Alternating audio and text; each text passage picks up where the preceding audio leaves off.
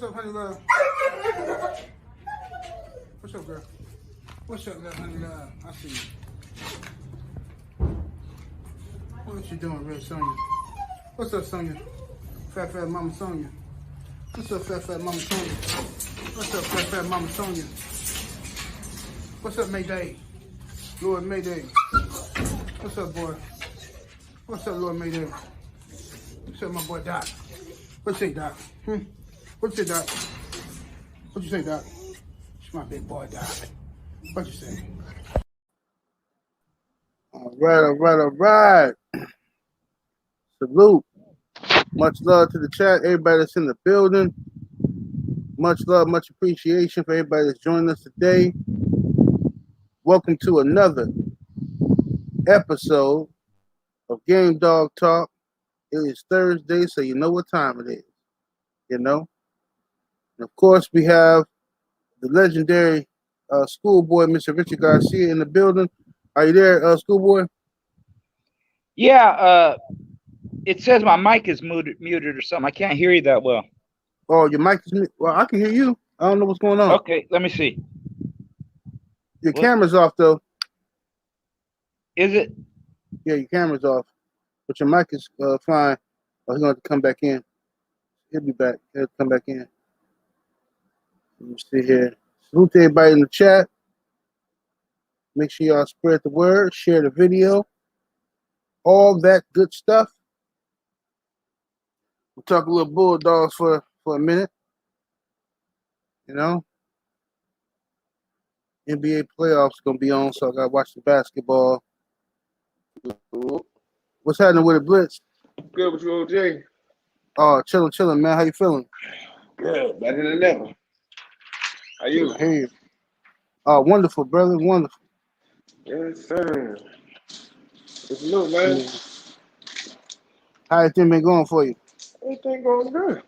Everything going good. Dog's good. Shit, you know, moving forward, maintaining. Yes, indeed. How the dog's doing? Oh, he's doing good, man. I was supposed to be linking up with Ram last week, but we might link up this week too. Ram? Oh, okay. He said he was gonna go out and do his way. So I'm like, shit, nigga, I'll come fuck with y'all. Yes, sir. What the topic's looking like today? We just want to shoot the shit. I'm trying to get Schoolboy back in here. Then I had to send him a link again. Get him back in here. We're going to shoot the shit. Word. Talk a little something. Matter of fact, let me send you the topics now. Send you.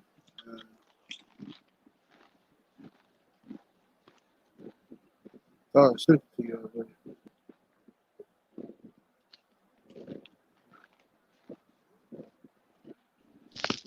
All right.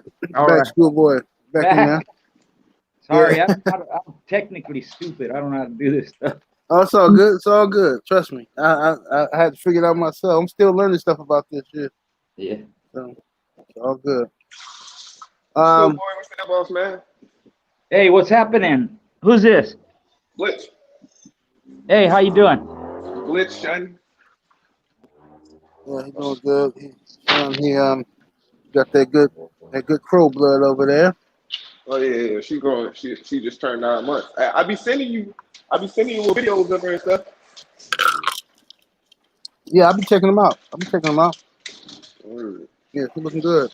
Thank you. Yeah, that was a nice setup you had there. Appreciate you, boss, man. Thanks. Which one are you talking about?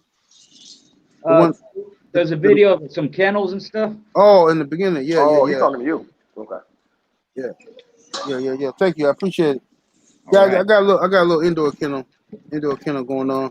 Yeah. I only got a couple dogs, so I keep an indoor kennel. You got it on your Instagram? Yeah, I got Instagram. I'm gonna play it again. I'll show you real quick before we get started. Oh shit! Oh, you can play it right here.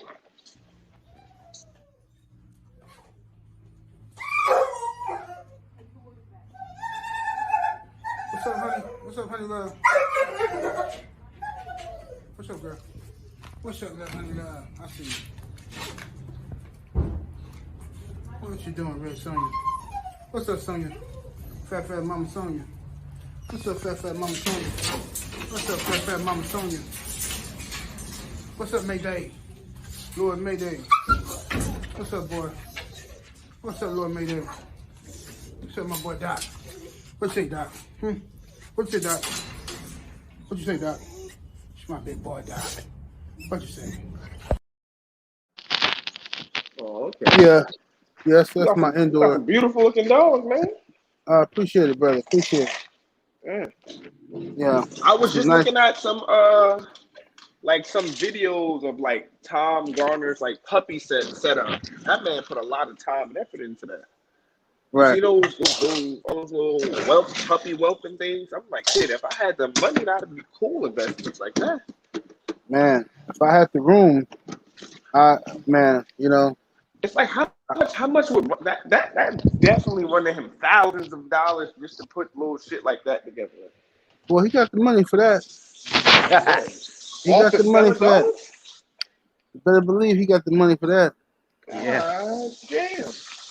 I ain't never really paid too much attention because I feel like I ain't gonna say I ain't paid too much attention. Like I've read about him, done my research on him, but I'm just saying, like for realm of dogmen, I feel like if you kind of stick in your realm of dogmen, you feel me? Mm-hmm. You could keep up with your time and age of dogs, and you feel me? You know what's going on.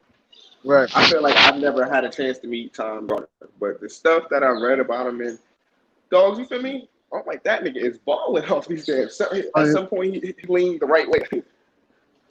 Oh, yes, indeed. Let me read these super chat. I mean, not super chats, but the chat real quick. Do a roll call. Let's get started.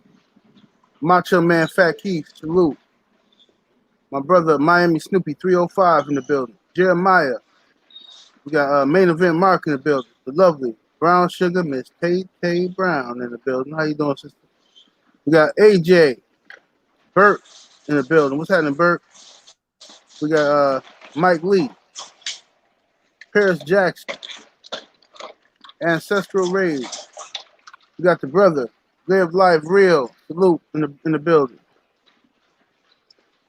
We got Mo Boxing, CD Sean, King Strick, Aladdin Saddam, FTB Kennels, that's Mark Wonderland, Hampton Kennels USA, salute, 414 in the building. Jamie, Abby Tony, Tony Gardner. We got Trey Brown. We have, let's see here, David Valdez, Keith D, Hardy Dog, Pennsylvania. All right.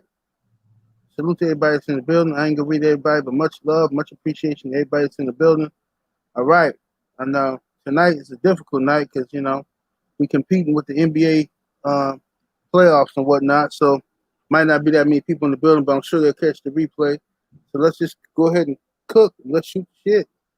Let's see. First topic. Some of the greatest myths, the myths surrounding the American Pitbull Terrier. I really want to pick Schoolboy's brain on this. And hopefully Ram will jump in here. But I want to pick your brain about some of the greatest myths you've heard about the American Pitbull Terriers that you know for a fact not to be true. Well, you know, back in the day, and it's funny because it's still going around, you know, the gunpowder one. Gunpowder makes them mean, or it kills worms, you know. Right. That still, people still message me and ask me about stuff like that, you know.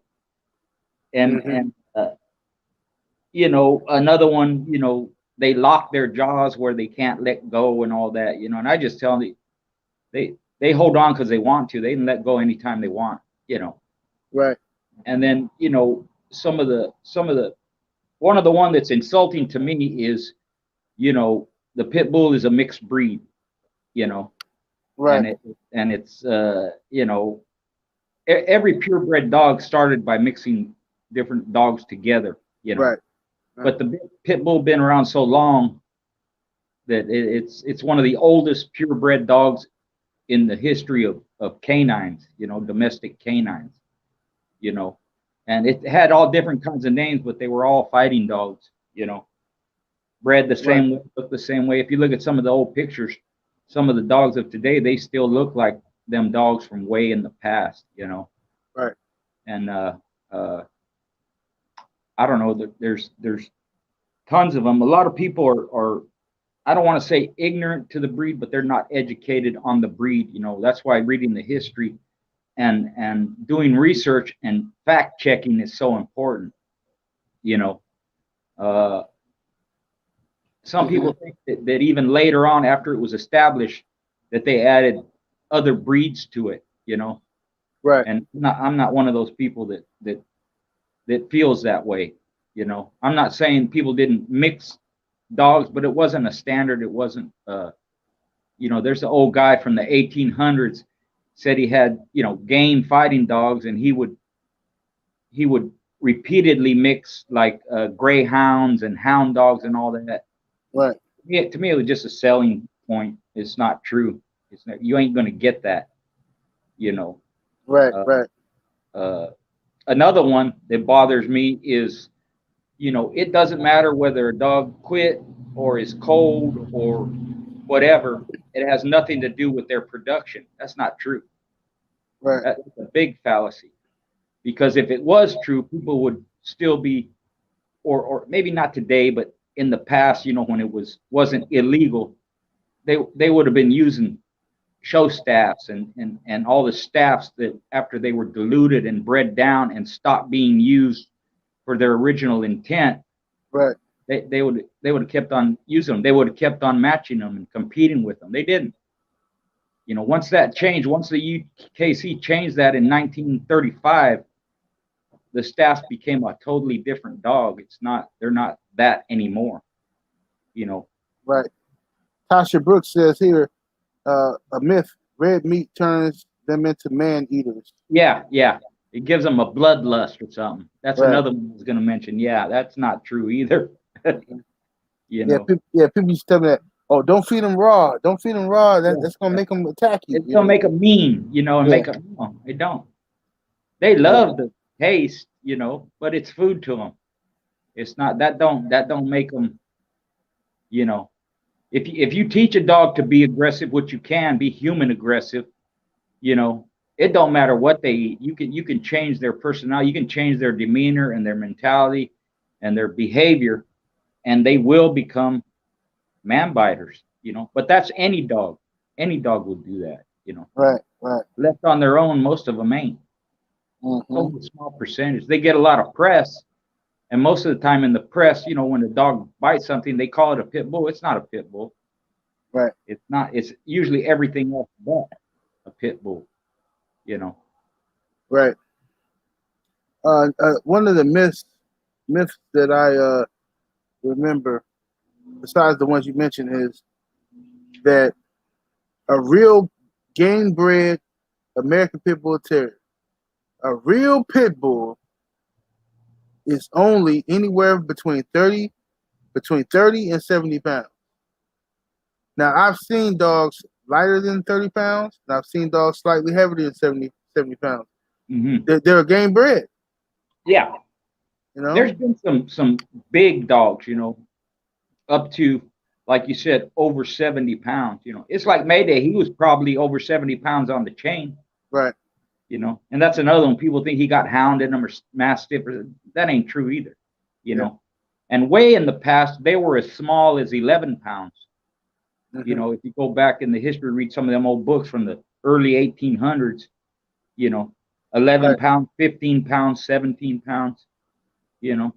So they could come almost any size, you know. If they start getting over 100 pounds, then I would question it, you know. And there may be one or two here or a few or a handful or, you know, whatever that were that big, but they generally don't get that big, you know. In fact, you know, like a lot of Bully Son dogs or Eli dogs, a lot of them on the bigger side, you know. Right. Bulldog Heaven had a bunch of them, and a lot of them were in the low 30s, you know.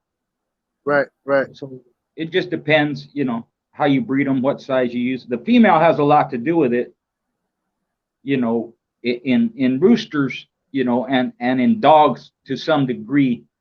The female determines the size of the offspring because you couldn't breed like a 80-pound pit bull to a 30-pound female without probably having some problems with her delivering the pups. They might kill her.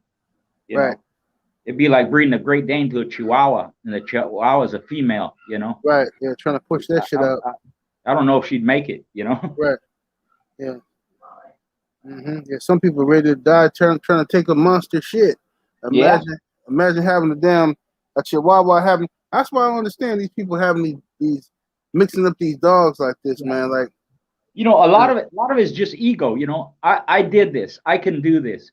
I got a Labradoodle, or I got a, like that. What is the point? And I'm not saying don't mix breeds, but if you're going to do it for a purpose. A lot of catch dogs are mixed breeds. They put them all together. Right. But they have a purpose. They have standards. They're trying to achieve something. That dog either is a working dog or a sporting dog, something like that. But people just do it haphazardly just to say, I did this. Look what I produced. Look what I made. Stuff like that. That makes no sense. There was a PBS show years ago where this Russian developed bomb and drug sniffing dogs. And it took him at that point 25 years to do it. And he used hound dogs and all these different breeds. He even added jackal, a wild jackal to his program. And them dogs never missed a beat. They never missed one lick. They always found the drugs, or they always found the bombs, And in his mind, he still had 15 years to go before he perfected it. So, in his mind, 40 years and he'd have the perfect dog that he was looking for. So when you do mix dogs like that, it can take a long time. But yeah, I don't like them doing that either. It's like you put a Labrador with a pit bull. It doesn't know if it's supposed to swim or fight. You know what I mean? It's confusing to the to the offspring that come out of that. They don't know how to act, man. Right. Yeah, absolutely. Hey, Blitz, tell us, man, you got any, other than the ones we have already mentioned, any myths you grew up hearing about pit bulls that you found out to be false? Inbreeding makes your dogs retarded. You ever heard that one? Or what's the that's right. I don't believe it. I've seen it. Not like people think I feel like it's certain little small defects or certain shit you shouldn't breed and shit like that, but they make it seem like, nah, man, the dog, he gonna have a haired lip, or he gonna be born blind, bro. Like little stupid shit like that. Right. Or if you lock your dog in the closet, it's gonna be a beast when you come out the closet. Right. Like that. Yeah, goofy shit. Yeah. Salute to Tay Tay. My lovely sister Tay Tay Brown says, is it true that females are much meaner than the males? I heard that before. Is that true, schoolboy? Well, again, back in the day, we used to say females make the best fights because they're mean and they're nasty, And there's some truth to that, Part of it could be because, more males were competed with, so there's a lot more variety, lesser females. So, in most people's mind, it's better quality, something along those lines. But generally, it doesn't matter. But that's just something, the way people felt. And if me going back thinking, there was a lot more males that were used that were mediocre than females, Right. It's rare that you saw females that it wasn't a good show. Right. Yeah, usually when somebody brings a female out, she's pretty good, Pretty good. Let's see here. Hampton, USA Kennel, salute in the super chat. Appreciate you, man. Much love. He says, salute, fellas, and many blessings. this hashtag Game Dogs for Life. Yes, indeed. Salute. Oh, Terry Justin has a question for you, schoolboy. He says, "Need advice, Garcia. My male fight his water bowl, so he never has water in the food bowl. Says, could you help on that? What should I do?" I guess he's saying he knocks over his water bowl, and Okay. Well, what I did was, I'd have to ask him, does he knock over the food bowl too? And if he doesn't, you can add liquid, and chicken broth would be a good one. You can add liquid to the feed to make sure he stays hydrated. Mm-hmm. Basically, well, it could be, like we covered last week, maybe putting them in a kennel will help settle them down. A lot of dogs do that. They're just, I had some that did that, and they would fight their feed bowl. And this may not be something that someone can do because of work or whatever. But with those dogs, I just kept the water away from them. And then 3 or 4 times a day, we'd come out and water them. Right. A lot of people can't do that. They don't have the time. But that's how I did it, because somebody was always home. My wife was home. Kids were home a lot. So with those, that was my solution. They didn't have a water bowl throughout the day. We just go out there 3 or 4 times a day and let them drink, and then take it away from them. Even in the summer, you might have to go out more. But Right. try putting them in a kennel if that's a, if you have a kennel, that might settle them down. A lot of people use cement bowls, big heavy cement bowls, or they put, the big plastic drums or even metal drums, but they'll knock them over sometimes too. Yeah, I was gonna say that cement bowls, like, if you can get one or make one that's lower to the ground and wide, that you can't really knock over it's gonna be really difficult. You gotta really be trying to knock this over. Yeah, right. Right. You get one of those, and he's not gonna be able to fight it unless he want to lose his teeth. Make it as heavy as you can, so that you're able to move it, and like you said, have it, as wide and as deep as possible, and make it kind of heavy, Right. Yeah. And like you said, and he said that the dog does flip over his food bowl. Now, if he flipping over his food bowl, I don't want to give you no bad advice, man, but me personally, you might be feeding that motherfucker too much, because I'm being like, look, when I feed my dogs, they hungry as shit and they ready to eat. And I feed my dogs, they ready to eat. If you putting food in there and they knocking it over, playing and shit, then you feed them too much to me. In my personal opinion, my humble opinion. Well, I'll go one step further and say, I wouldn't feed them for a day or two. Mm-hmm. Right. And that helps sometimes too.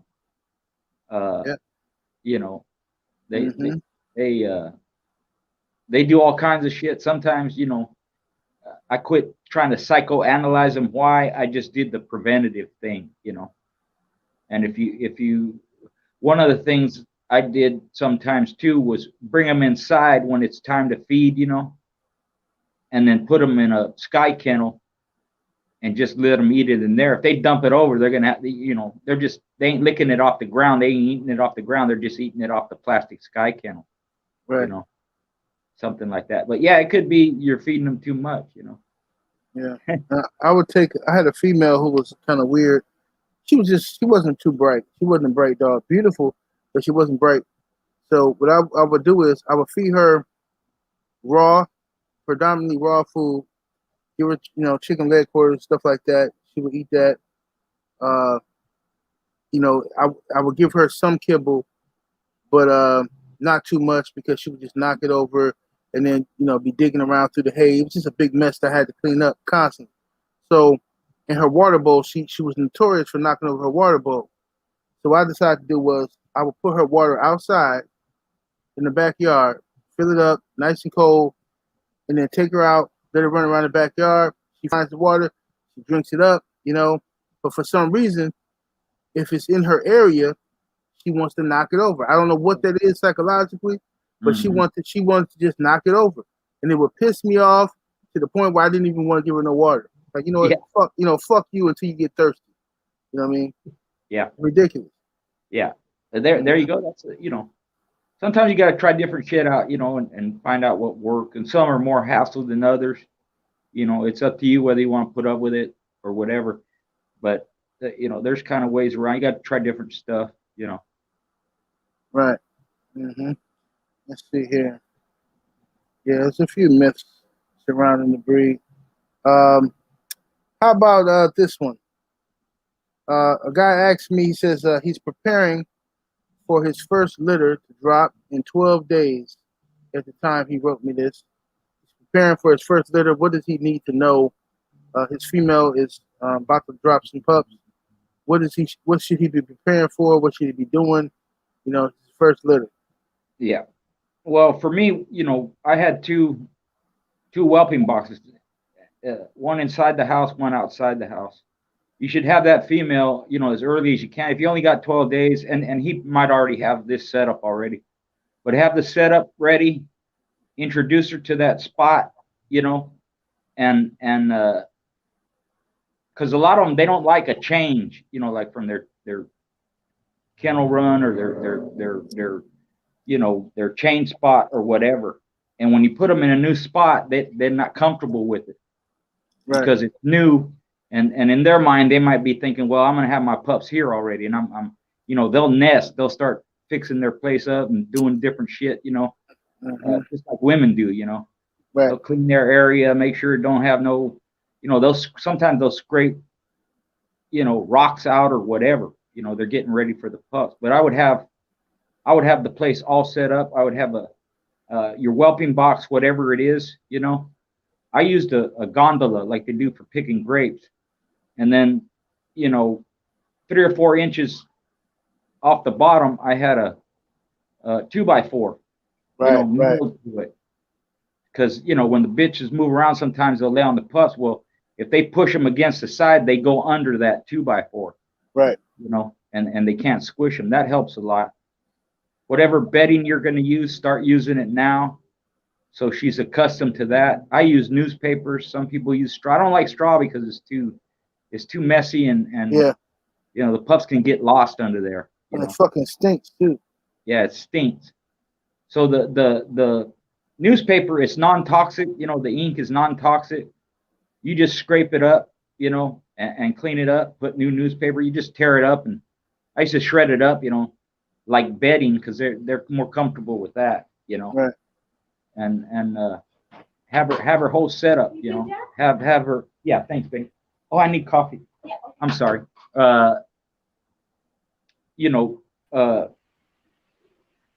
her feed bowl. You want to have it maybe closer than you normally would, because they don't like to leave their pups, and you shouldn't have the feed bowl in there where she's having the pups, but right outside the door, she can just come out, eat whenever she wants, and then have water like that all set up. Right. Absolutely. My brother Thompson Kennels, what's happening with it, bro? You on mute, brother? Hey, what's going on, man? I sound good? Oh yeah, sound wonderful. You can hear me now? Doing? Yes, sir. Yeah, how you doing, Thompson? You might have a delay. Yeah, man, I've been doing good, man. Still holding my shit up to the North Star. I don't know what the fuck. Hey, what's going on, Mr. Garcia? What's going on, Blitz? 78, shout out. OG. Chilling. Hey, Thompson, man, what a guy asked the question, I'm trying to make it, man. Waiting for this damn signal booster to come to the crib. Yeah, you got a delay. You got like a 4-second delay. But a guy asked the question as to what should he do? What should he be prepared for with 12 days to go until his female drops her litter, first litter he's ever experienced. So, what should he be prepared for?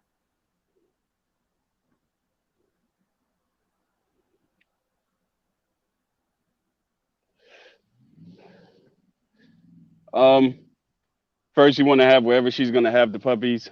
I'm a high box user, so I use a high box when I brood with pups and stuff.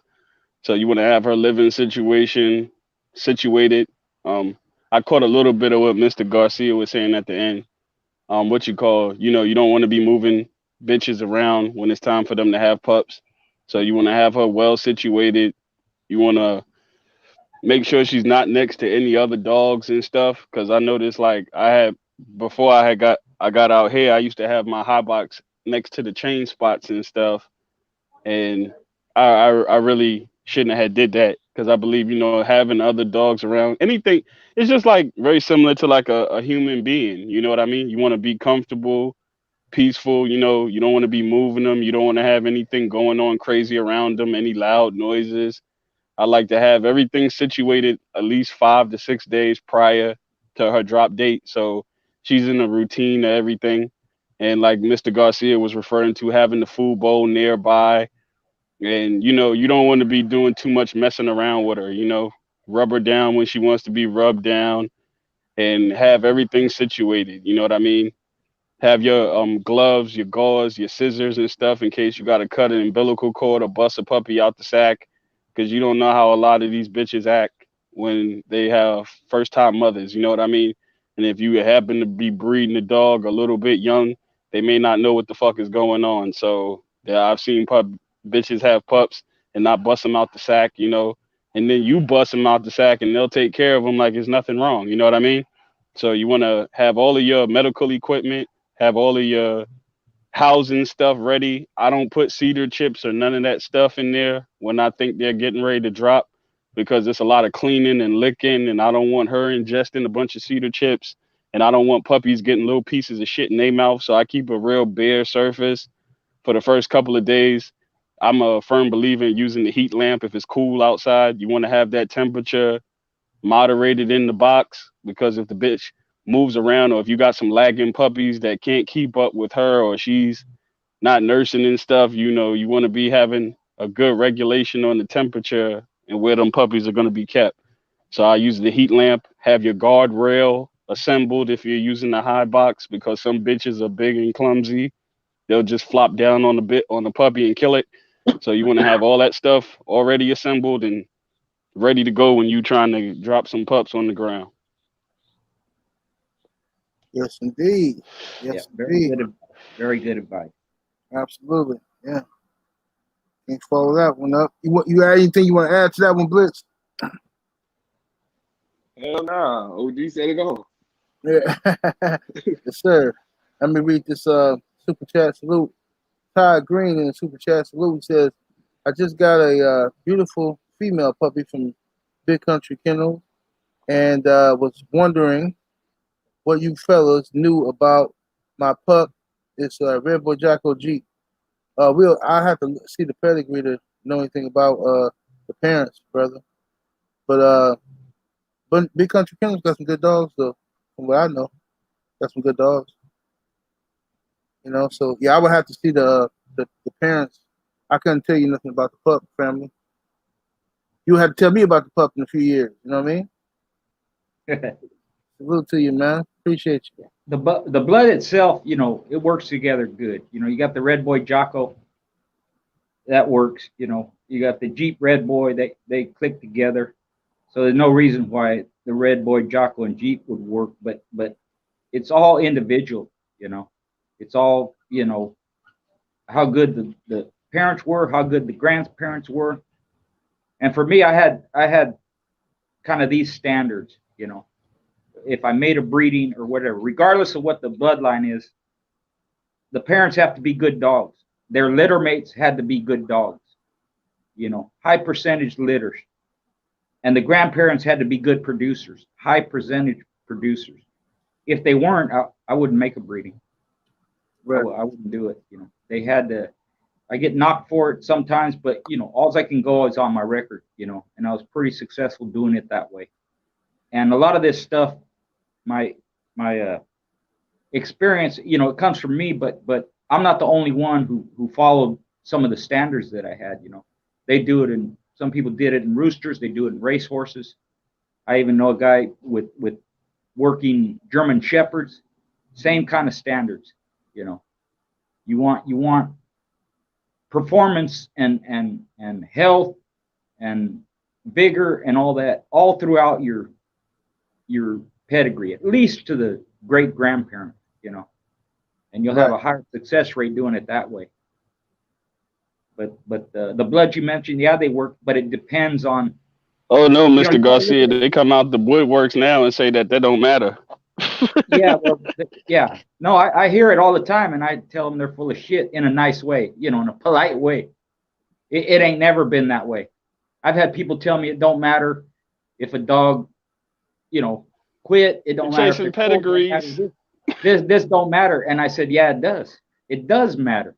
If they produce everything about them, you know, genetically or mentally, you know, the way they think and all that, then it doesn't make any sense that, you know, it doesn't matter if a dog quits, he can produce. Yeah, that's happened, but the percent, you keep doing that over and over, your percentage is going to drop, and pretty soon you're going to have a bunch of shit. Right. That's standard across any breeding. I don't care if it's beef cattle, I don't care if it's goats, whatever. You have to have high standards. Right. And if you don't, you're gonna lose it. You know, you're gonna lose it. Shit. That's why do you think the Japanese fucking protect? They got a serious program with that Wagyu beef cattle. Exactly. They don't fuck around with that shit right there, man. No. And you think, you know, like you're saying, other industries, they have millions of dollars in it. They ain't gonna fuck around. You know, horse raising has a lot more money involved in it than dogs ever will. Mm-hmm. You know, even greyhounds, same thing. You know, so you know, I think that's a way of people saying, well, you know, it don't matter. They keep saying, you know, it don't matter. It's 50-50, always a chance, luck of the draw. Bullshit, man.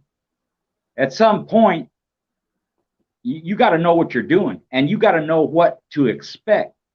They ain't all going to turn out.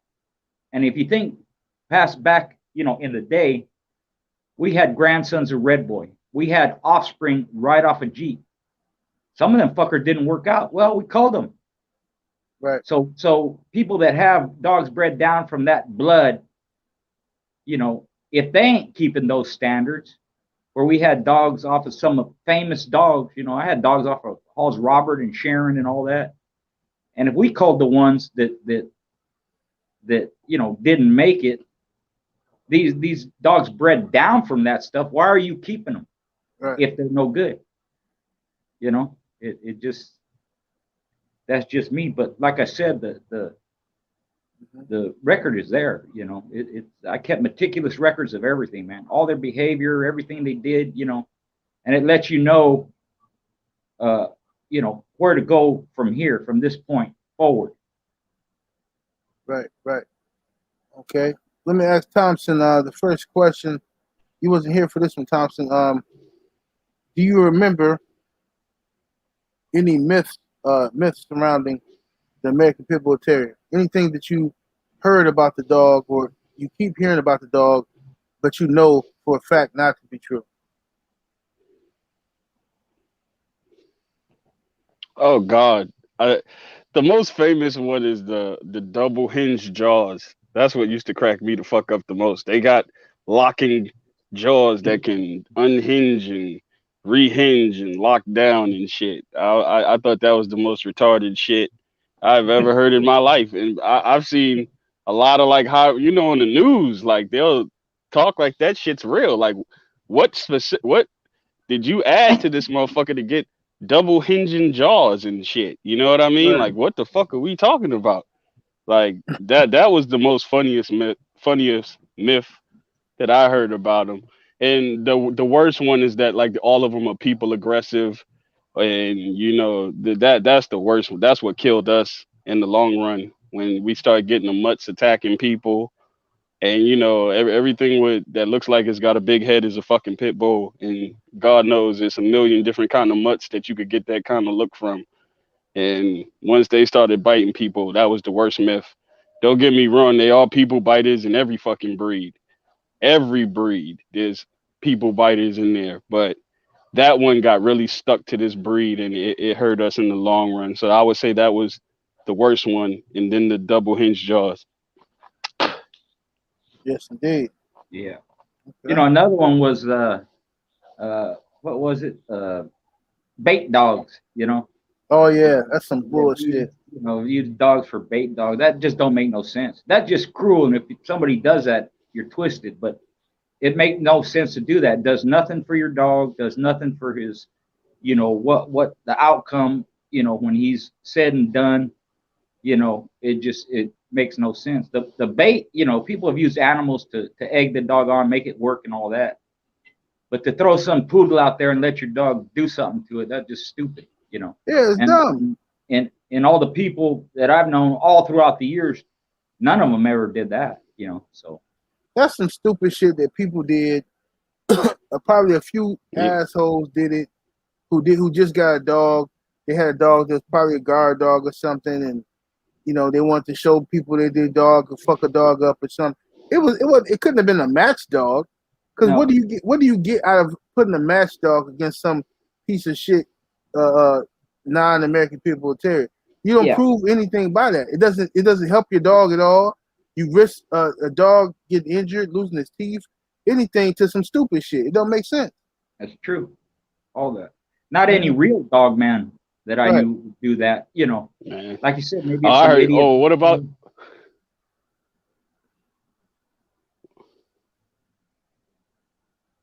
Oh shit! I heard the one about the feeding dog meat to the dogs to make them more dog aggressive. That was the one I saw on the news. That was hilarious. Unbelievable. I said, "What the fuck?" Unbelievable. Dog meat to dogs to make it more aggressive.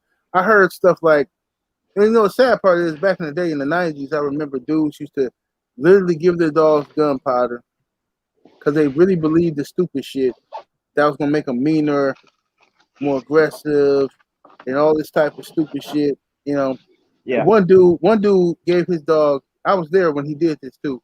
Pissed me off. I slapped the shit out of him. The news started that shit. Yeah, because it's a myth. This dude gave his dog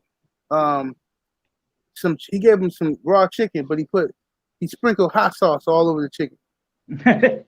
Right, so the dog started eating it. The dog hungry as fuck, and then the dog is like, you know, obviously mouth. Look, the mouth is on fire. The dog is burning up. So the dog is running around acting like a maniac, looking to get some water, and he's like, "Yeah, you see that? He's a killer. He's a killer." I'm like, "Man, you're an idiot." Now I slapped the shit out of him right in front of his dog. Damn idiot.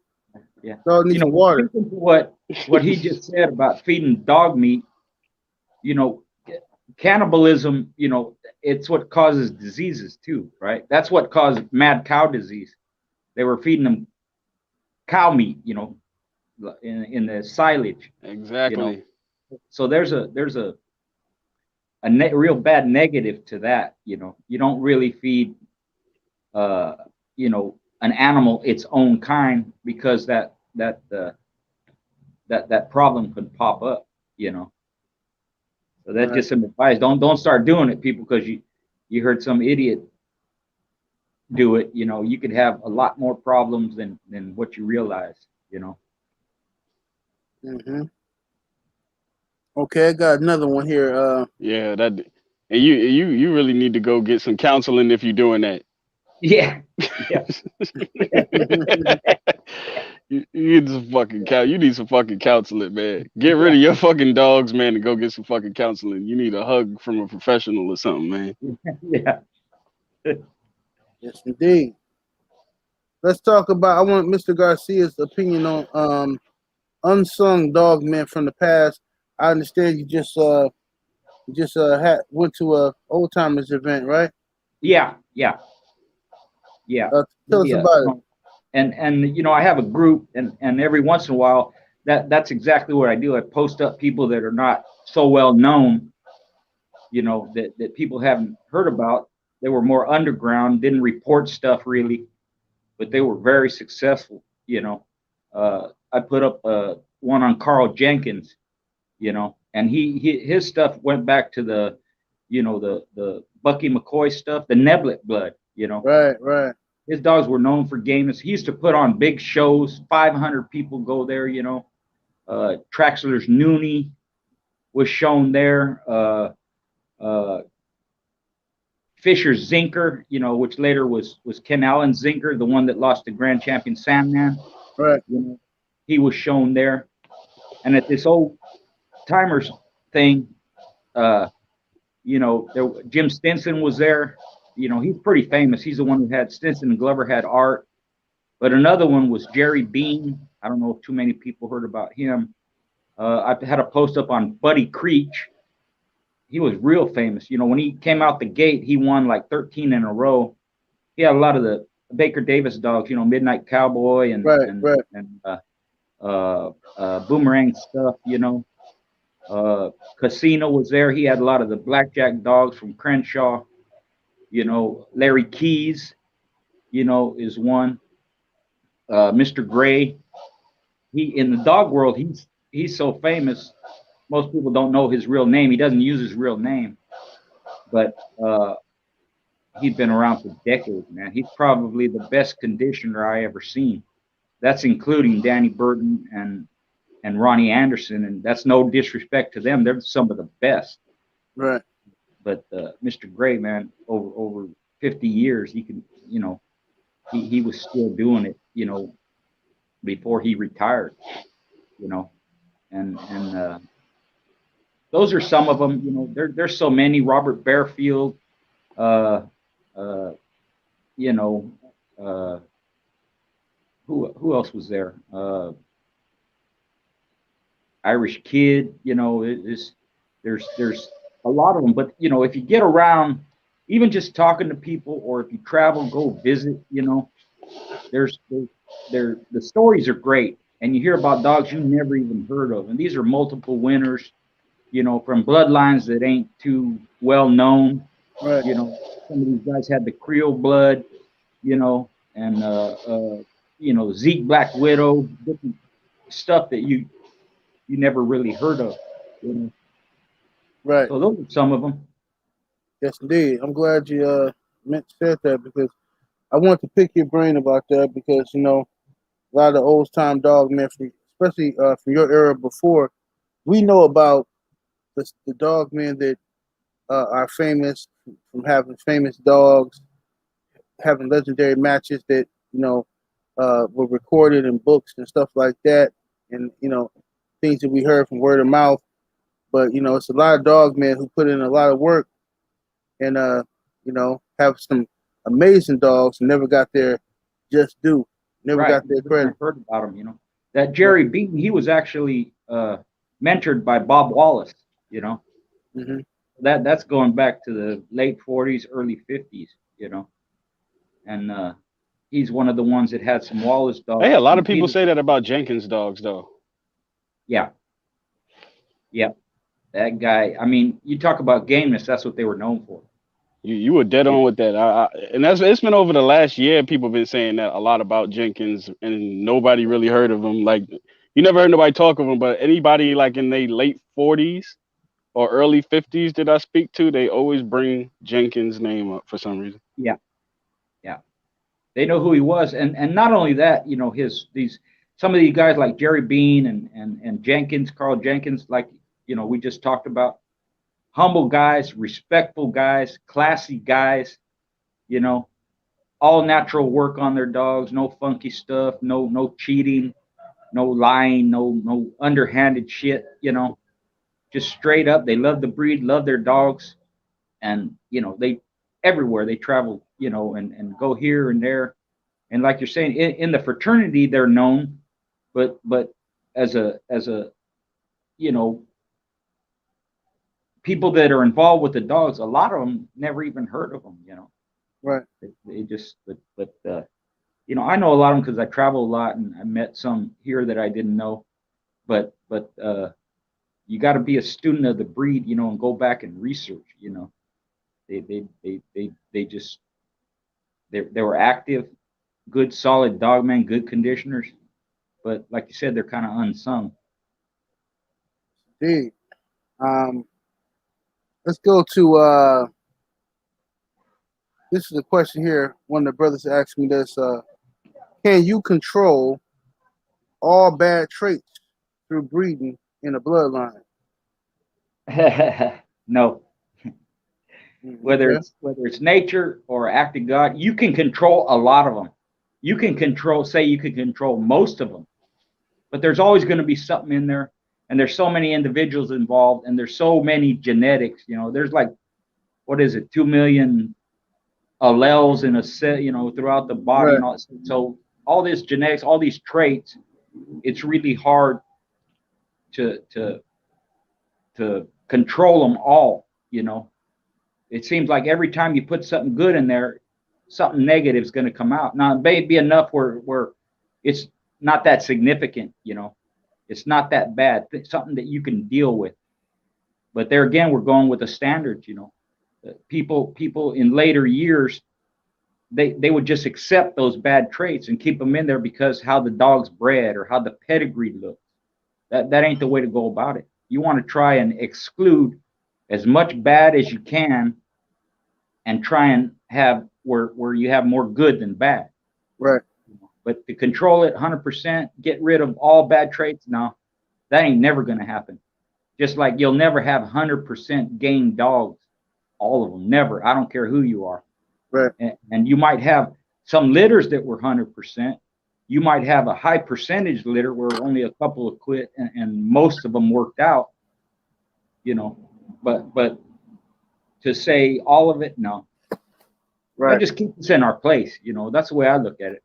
Keeps you striving to do better, keeps you, focused on what you're doing. But without some kind of standards, some kind of rules, you're just, shitting in the wind, man. Yes, sir. Yes, sir. What you say about that, Thompson? Controlling the traits, bad traits.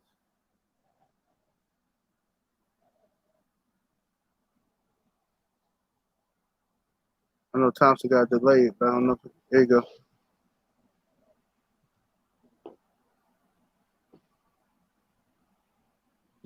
Yeah.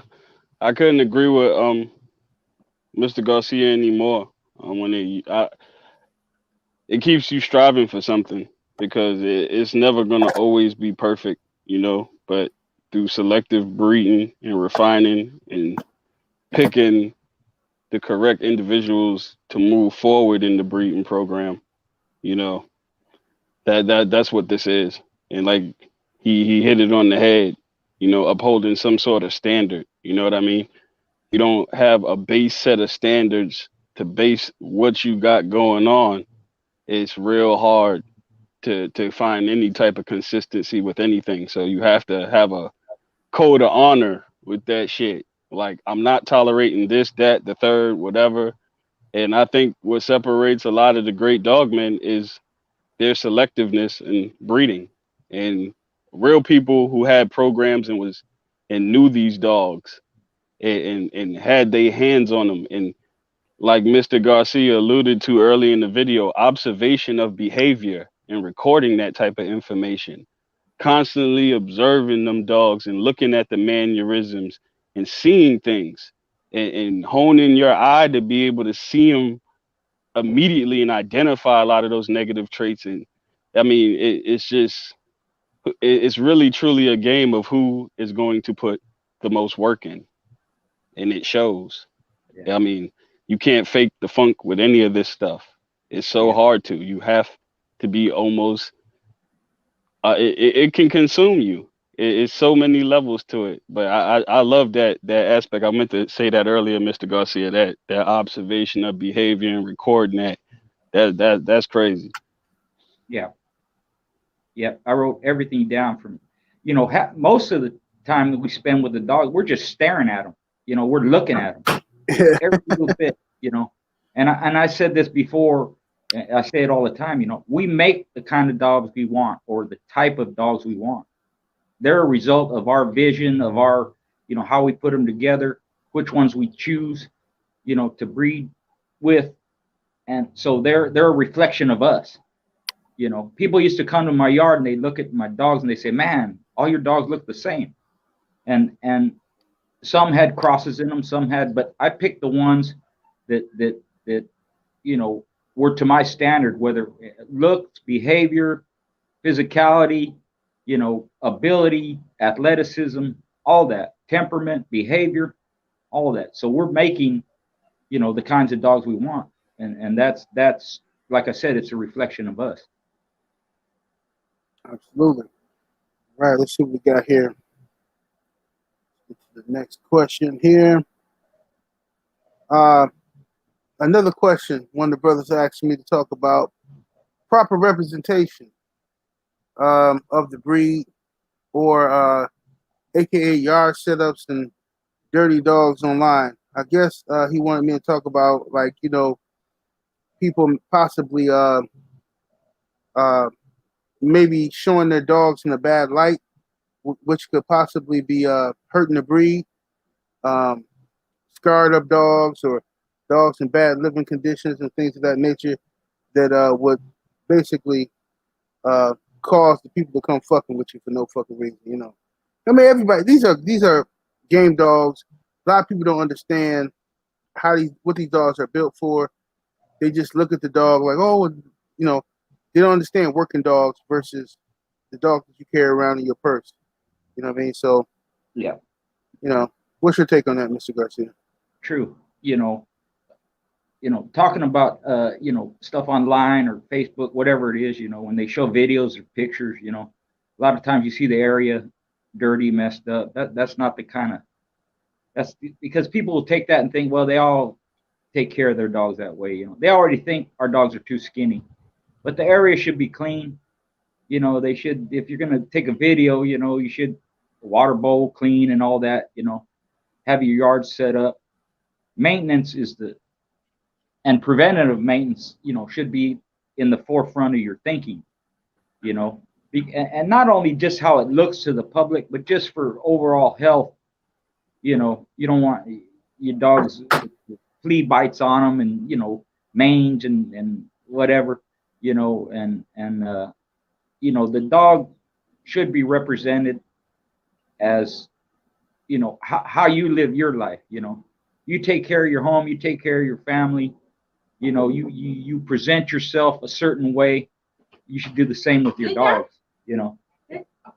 So a lot of it, you know, people get flack online because they got garbage in their area, and they this or that, and then poor chain setups, you know, uh, all that. You know, we're trying to put the dog in a good light, which, you know, it's deserved because the dogs are good. You know, you'll see videos with kids playing with them. I love them. Pictures with kids, you know, like that. All my dogs were good with kids and people, even strangers, you know, and that's the kind of, that's what we kind of want to put forward. That's part of my, you know, so-called education, Right.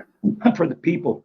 Have the dogs looking healthy, you know. If you're gonna have them around people, they should behave accordingly, you know, not be knocking over kids or, you know, going after. I don't even like, and I don't allow it in my group, when they show dogs facing off or screaming at something. You know, I'm always like, well, who are you trying to impress? Because it don't mean shit. Just because a dog makes noise and hollers, Right. you know, people think that means something. It don't mean shit. Now, I like dogs like that. I like, my dogs were hot when they were young, or the early starters, whatever you want to call them. But to show it like that means my dog's a good one. It don't mean shit. Right. It doesn't mean anything, you know. Like I said, I don't know why they do that. I don't like it. I don't allow it, you know. It just. Yep. I hear you. Definitely hear you. You know, what's your take on that, Thompson?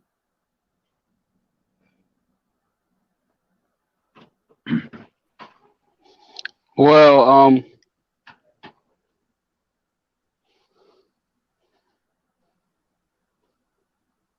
don't know if Thompson heard me. it's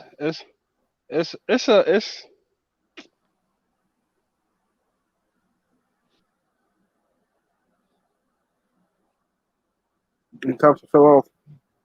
Hmm. All right. Well, he'll have back in Ty Green in the super chat. Salute, man. He says, I'm at work listening and appreciate the shows. Thank you for doing it. And the pups' parents are Big Country Kennels, Rock and Cardi B. Okay. Yeah, I know them, dog. I know Rock. That's Rock is I believe a son. I think his father was a grand champion, I believe. Unless I got the wrong dog in my mind. That's like a Mayday dog, basically. Red Bull Jocko, Bullet Tombstone dog, I think. Thompson, you back? Yo, you can hear me? Yeah, Yeah, he my bro. bad, bro. North Star shit. I left All off good. on. I think you guys were cooking up on. Yeah, I was. Think y'all was talking about the cook up on the living conditions and things and health as far as the dogs. Right, My right. 2 cents in on that is a lot of what Mr. Garcia said was pretty much dead on, but it's the health is so critical because how could you ever make a proper assessment of the animal if the health isn't superb? If the dogs aren't in prime physical condition, how are you assessing these animals? You know what I mean? So it really reflects you as a dog man in general when you get into that kind of situation with health and just the upkeep of the animals. I like that maintenance thing is so critical because dirty living conditions cause physical ailments which cost you more money. So if you want to keep your bill down, keep everything clean. And once you keep everything clean, a lot of your health issues aren't as dramatic as with your dogs. Like cleanliness is next to godliness when it comes to these dogs, man. Because it's something could just run rampant through your yard when it's not properly taken care of and maintenance. That's why it's so much time consumption in it. But like I said, having those dogs at peak physical health is the only way to properly assess these dogs. You can't assess dogs with parasites. You can't assess dogs with these ailments. It is giving you false information. So that's my 2 cents on it. Okay, okay, okay. Yeah, I'm liking Mr. Thompson, man. Good common sense advice from experience. You know, I have a way of telling when somebody's, you know, they're talking, but it's not really from experience, and he knows what he's talking about, man. It's good advice, Yes, sir. you know, and a lot of the with the dogs, it is just common sense and preventative maintenance. And like he said, you know, it could cost you in the long run. You know, there's been whole yards, not whole yards, but most of them wiped out because of some ailment, something that's, and I'm not talking about parvo or babesia or just sickness or, you know, like a mange or you know, flea bitten. I've seen fire ants tear up a yard, you know, because they weren't eradicated, you know. So that's a lot of it. You know, if we expect our dogs to perform and we call them athletes, that's the way you have to treat them. Right. And they have to be maintained as such. You know, you ain't gonna go into a championship boxing match and you quit, you know. Yeah. So yeah, thanks, Mr. Thompson. Yes, it did. Let me see here. Okay. Let's see. Okay. The other question we have is favorite bulldog body type. A guy was asking me about favorite bulldog body type. What's up? Welcome down, Ram in the building. What's up, Ram? Hey, Ram. Ram, he's still on mute. You're on mute, Ram. Ram might be traveling, trying to get to a good location or something. But favorite bulldog body type, Mr. Garcia. What do you prefer in your dogs? Well, I was a Jeep man, you could say, more honey bunch, you know. So I like the roachback. I like the, you know, stop to their forehead, half drop ears, you know, hard muscle, good bone structure, you know.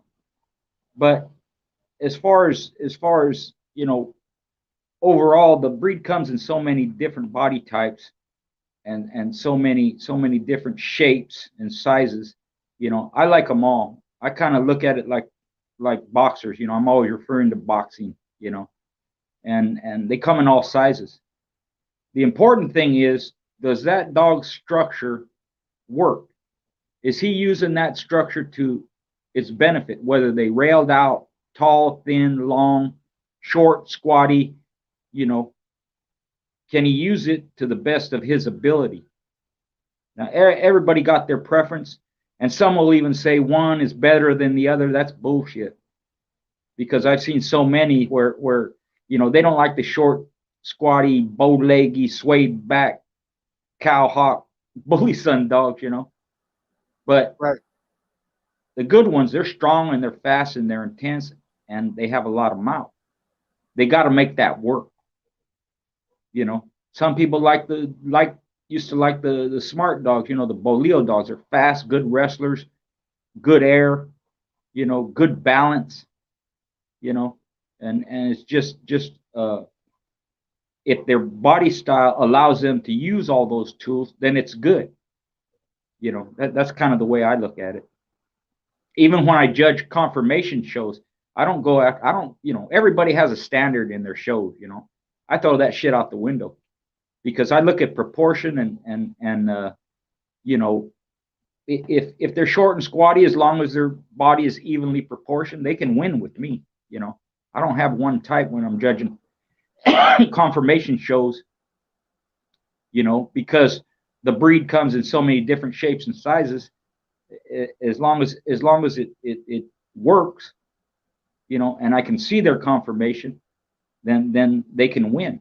You know, I think that's fair. Right.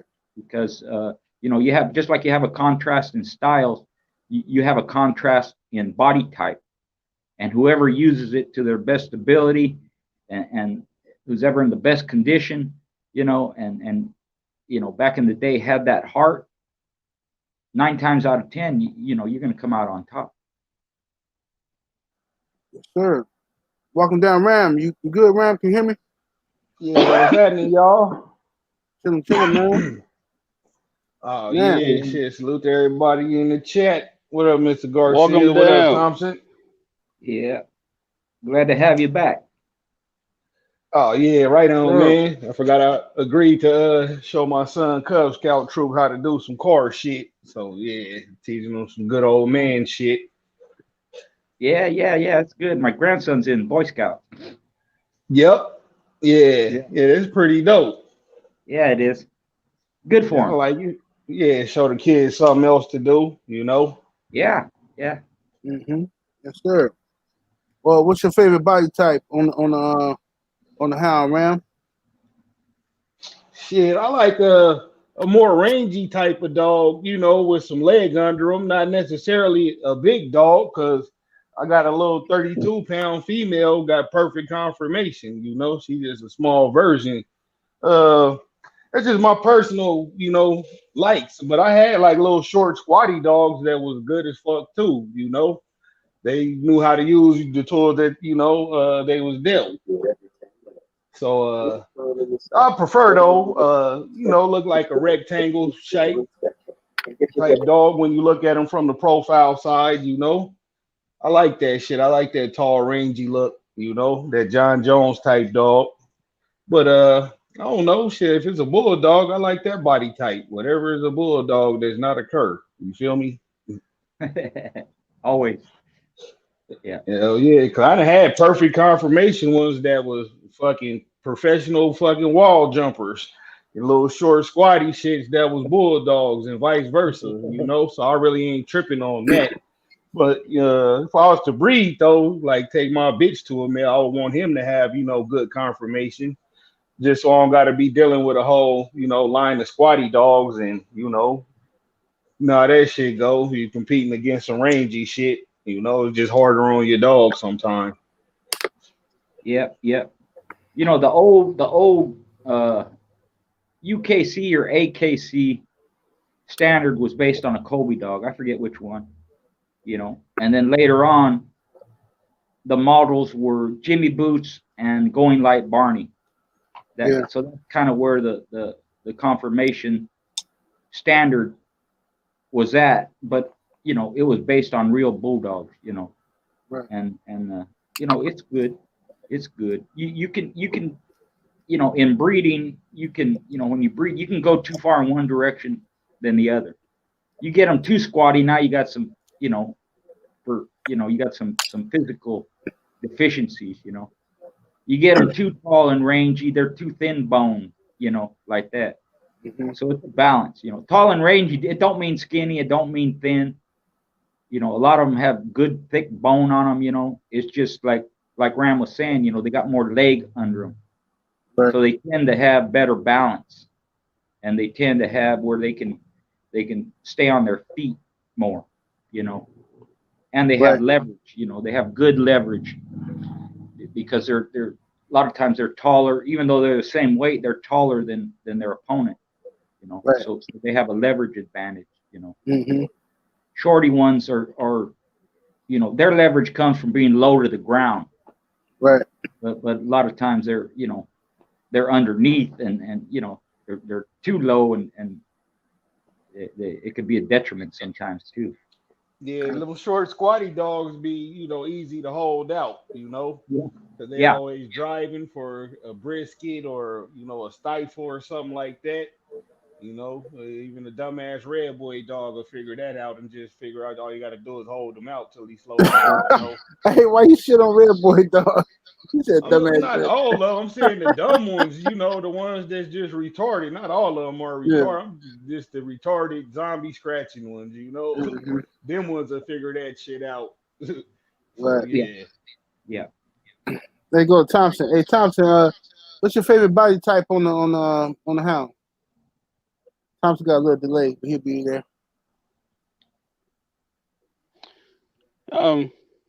It's like Mr. Garcia alluded to. It was styles. I equate a lot of body structure to those dogs with certain styles, like a boxer. I like the long rangy ones because they can wrestle real good, and I like the bolio with the boil stuff. And like I said, you get dogs that can wrestle real good. They have great balance. They have great leverage. And just alluding that to like a Muhammad Ali, he could just reach out and touch you. He didn't have to get too close to you. Everything is not always about brute force. So I like the way I always was a huge fan of long rangy dogs, and the strand that I run, I got that trait. So I enjoy that. And then on the flip side, I got those Red Boy Jocko dogs. I got some big, shorter to the ground, heavier bone dogs, but their style is different. It's a lot of straightforwardness with that. So it's all about styles make fights in boxing, and that's exactly how these dogs work and move. A lot of their structure will either enhance something that they can do really well or decrease something that they can do. So I like the long rangy. I have more of them. But like I said, everything has a purpose because I got some 50-pound bulldozers over here. So. Sure. Yeah. I used to like those dogs that had more bolio in them too. That was my preference. They were just, man, they loved to do what they do and they had the tools to do it. They weren't the hardest biters, but they were always busy, man, and just intense, Right. Sure. I love Mozzie, it. I love it. Shout out to Mozzie Nation in that super chat. Salute. Is late, but I made it. Salute to the panel in the chat. Much love, family. Appreciate that. Salute. We got Patah show in the super chat. Salute. Salute to you, man. That super chat says it was Kobe's Primo that was a standard for the UKC, which became the standard for the show dog, which became the AM staff. Salute, salute. Appreciate that. There you go. That's it.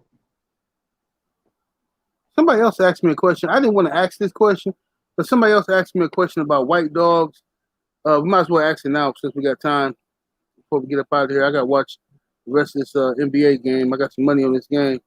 But somebody wanted to know why is it that, somebody said, why is it that the red dogs, he said he hear a lot of talk. He's new to the Bulldogs, but he said he hear a lot of talk about red dogs, black dogs,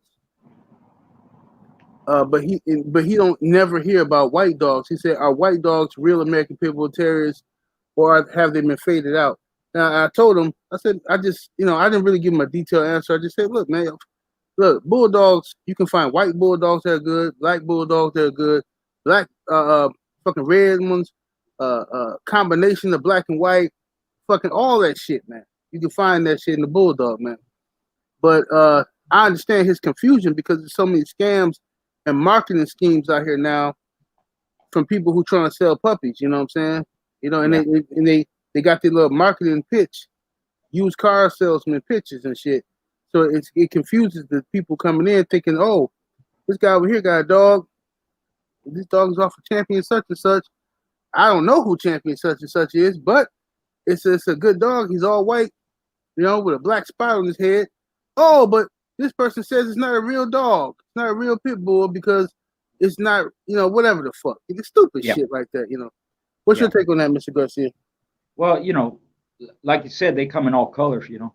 If we go back to the domestication of the breed, if they do come from wool, well, wolves are all different colors too, you know. So that the colors carry on. The thing with white dogs is where you don't see a lot of them because, you know, white is not a dominant color, you know. So and so many of the pit bulls back in the day were red, so that there's still a lot of that color, you know. But there's very few times where I seen dogs where they could fool me that someone said that's a real pit bull, but I know it wasn't. You know, they just have a look to them. They have the way, you know, just their behavior, just something about it. I don't know what it is, just from seeing a bunch of them. You know? But the white color, you know, you'll hear this too. You know, white is a, you know, it's a weak color because it's a pigmentation thing, you know, right?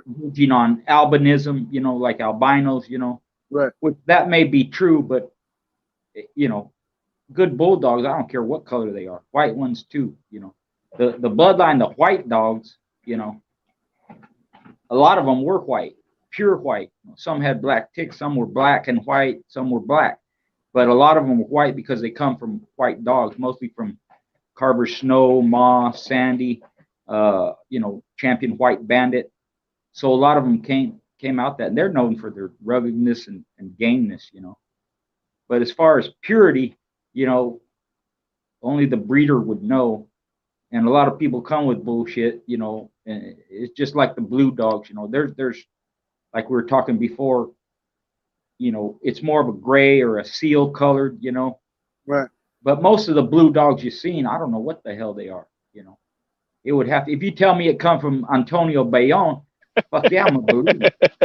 Because he had a lot of blue dogs. Not a lot, but he had some blue dogs, you know, Soga and Negra Tomasa and dogs like that. If it comes from Joe Blow down the street, I wouldn't bet that it was a real pit bull. Well, build on that for a minute. Who was the guy you just talked about? I never heard of him. Antonio Bayonne. Yeah, from the Belgian club. He had that. Mexico. Yeah, he's actually, you know, we always talk about that. You know, most of dog people, they're just regular people. You know, some of them got some money. You know, some of them do. And Bayonne, he was a manager for a lot of the entertainers in Mexico. You know, but they were a real famous club back in the day. And he had a lot of good dogs, you know. If you research, like in the Sporting Dog Journal, you'll see stuff back there in the 80s and 90s and even before that, you know. But they were that Black Tom dog.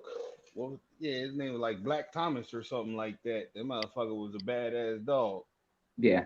Well, the Negra Tomasa was a female, and her name is like Black Thomas, female, you know, like a female name. Yeah. I seen her on. She was bad, man. I mean, bad. She was like an 8-time winner. We got to do a show about that, you know, breaking down that stuff. Now I never heard of that. Oh yeah. I thought you was hip to that. Yeah. No, I never heard. That's some good knowledge for me. It's probably discussed as a myth now in the game, but yeah, they have some straight blue dogs too. You know, some seal dogs that actually gray looking blue. And I remember the seal and gray looking dogs, but the dog was they blue like the dogs we see today from the blue bully type dogs? More like grayish seal color. Yeah, Yeah. more It has a that blue tint. grayish. It's actually a delusion of black. That's where that blue comes from. Mm-hmm. I So seen a lot a of the dog. I forgot the dog's name, but I seen a dog from overseas. There was like a bluish looking dog, kind of gray. Maybe. You know what I'm saying? Monster, champion too. Yeah. Monster. But you know, and I saw a lot of people who got blue dogs was all happy about it. Like, yeah, see, I told ya. You know, they was all happy and shit. Yeah. But yeah, let me see here. Mm-hmm.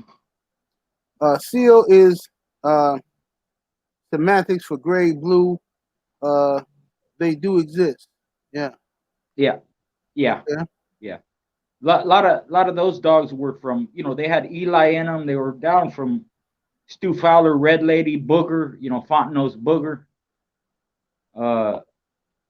And like the person that wrote that, yeah, they are real, but like I'm saying, most of them ain't.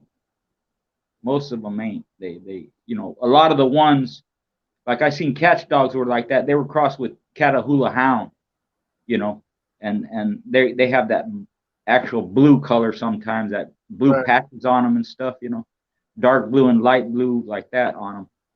But yeah, they're real. There's still some around, I'm sure, you know. Right. Okay. What's your thoughts on that Ram about the white dogs, man?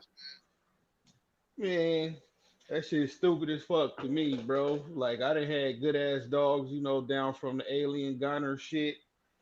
That was all good.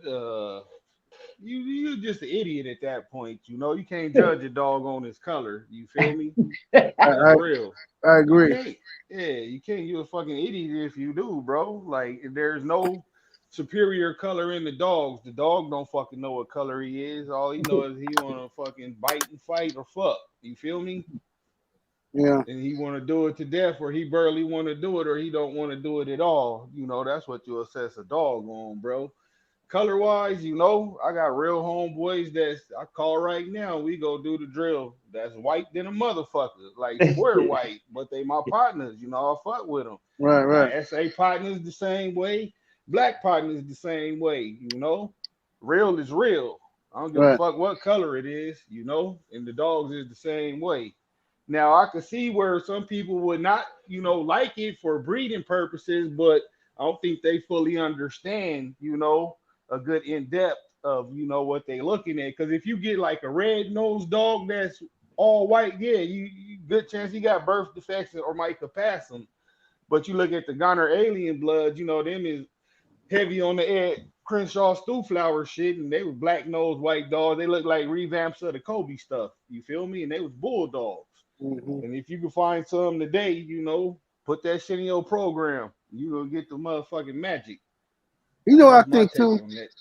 I What? think that a lot of this shit, like I said before, it's marketing schemes. I think that if you are selling match dogs, okay, if you're selling match dogs, it don't fucking matter what the fuck it come out, color, the confirmation. None of that shit matter if you're selling. If the parents are match dogs, I should say, okay, and you're known for selling dogs that have a high percentage to enter the fast lane, then all that shit don't matter. Nobody cares. Like if I'm buying from a reputable breeder and I'm looking and I'm in the fast lane, if I was in that shit, and he want X, Y, and Z for his puppy, I don't give a fuck if the puppy's white, black, red, if it got a spot on his head or he got like a fucked up tail. I don't give a fuck because I'm not taking him to a confirmation show and shit. I don't give a fuck if none of that. Yeah. But if you're looking to sell your puppies to people who are going to take their dogs to confirmation shows, or people who are looking for family pets, and in their mind they think a pit bull should look a certain type of way, then you're gonna start breeding for superficial shit like head size, muscle structure, color, shit like that. To me, you know, I mean, maybe I'm wrong. You know what I mean? What you think, Thompson?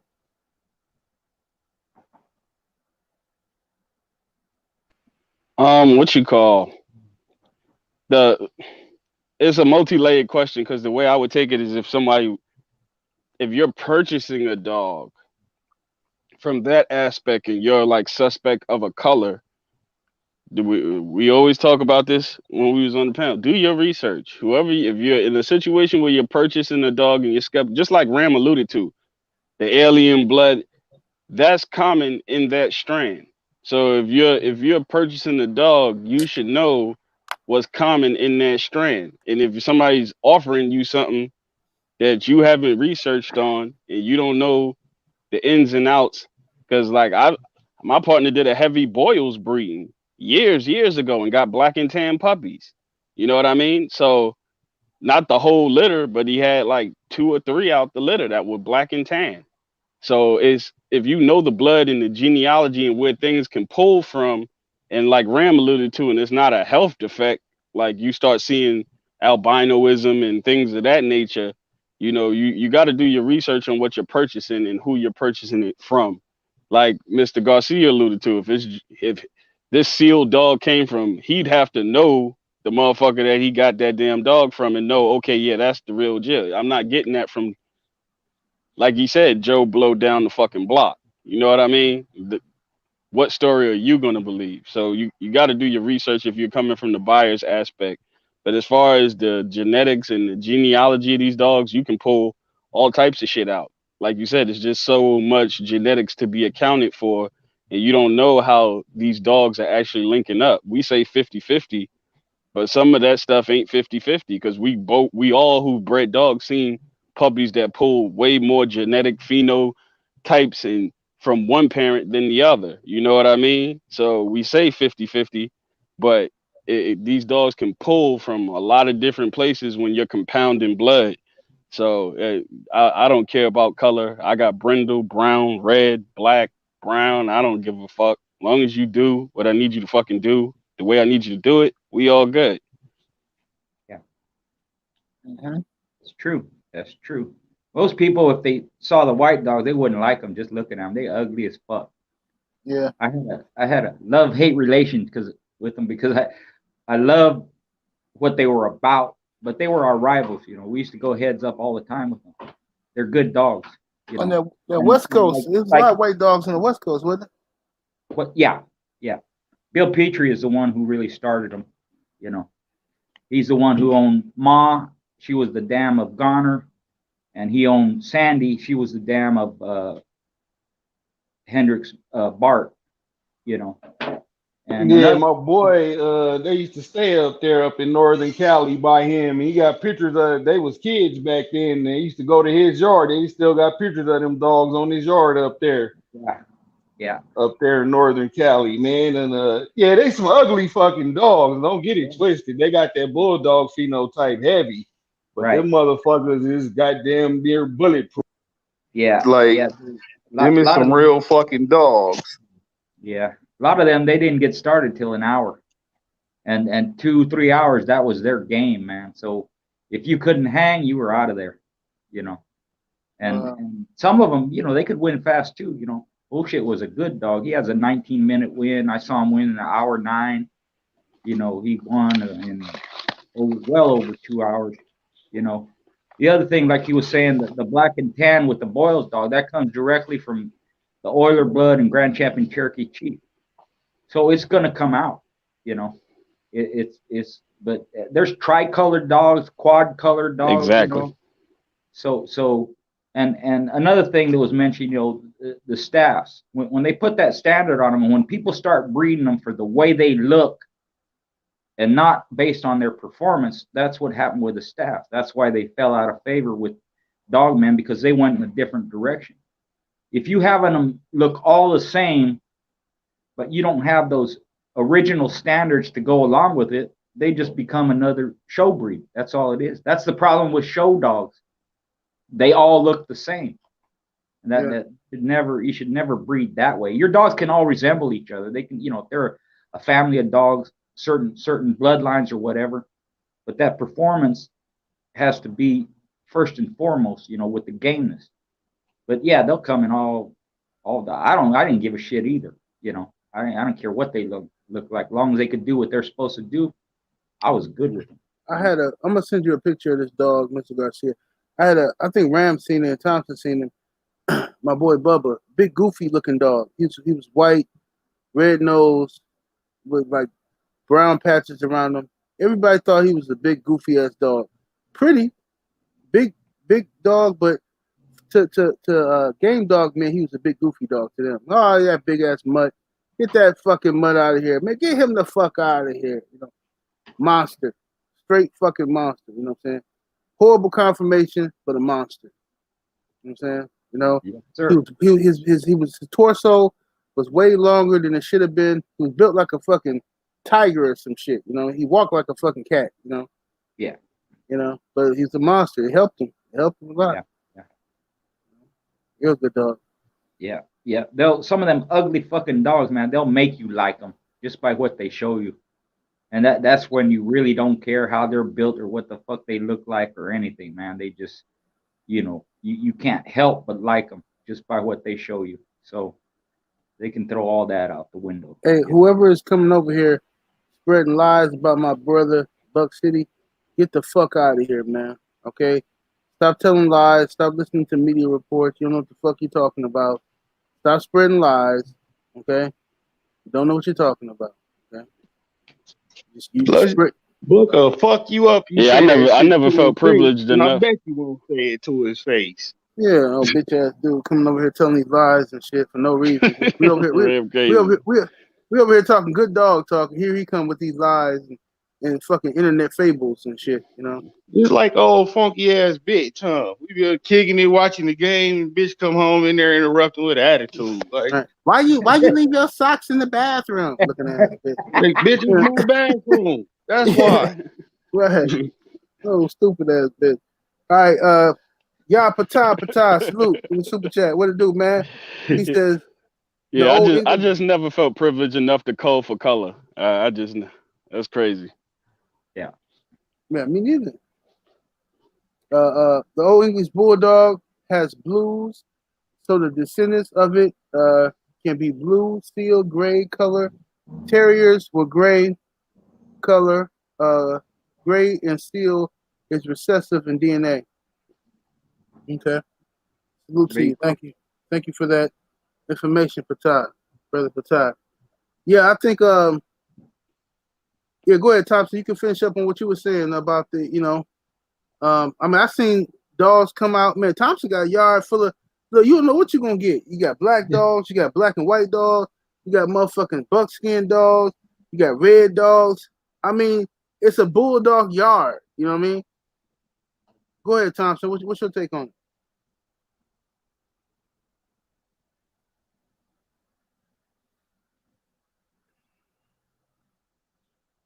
Thompson got you on mute, bro.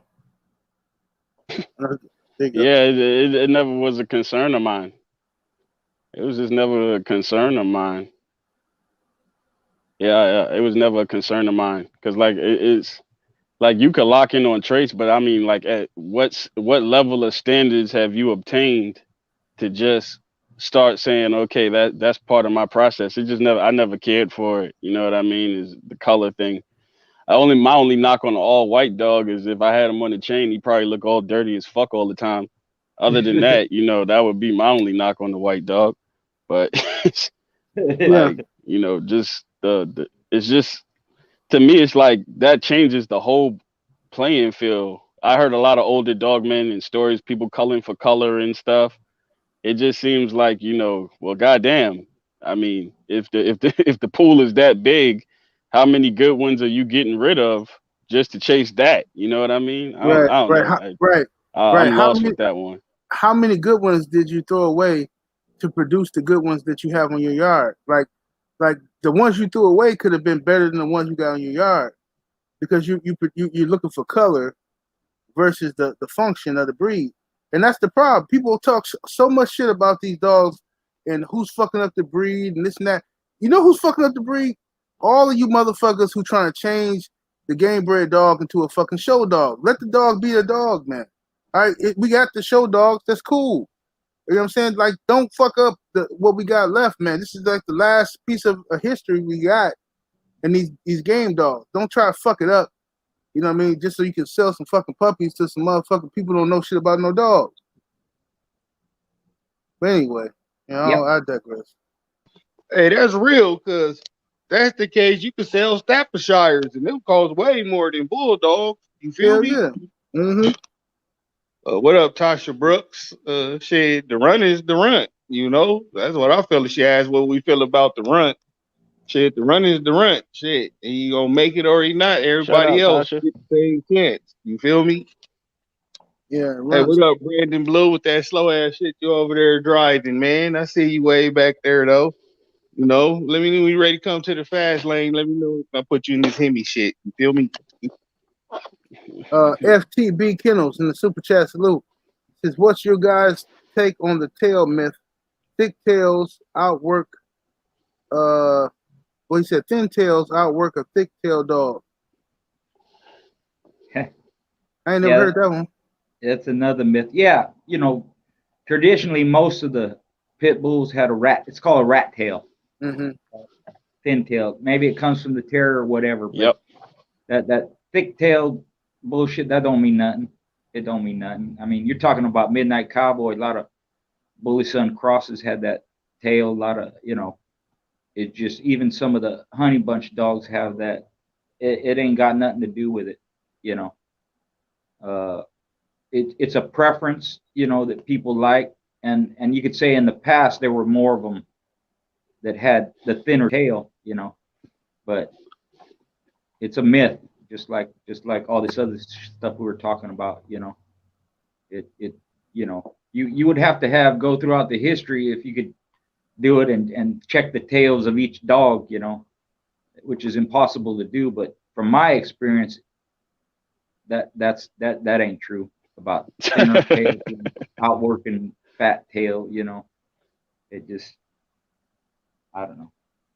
But again, like you were saying, 78, you know, a lot of this bullshit that people put out there, the problem with it is someone's going to believe them, you know, without checking, without, you know, and that's part of my responsibility. I can't put bullshit out there because a lot of people respect me or whatever, and they're going to believe what I say. So I got to tell the truth, you know.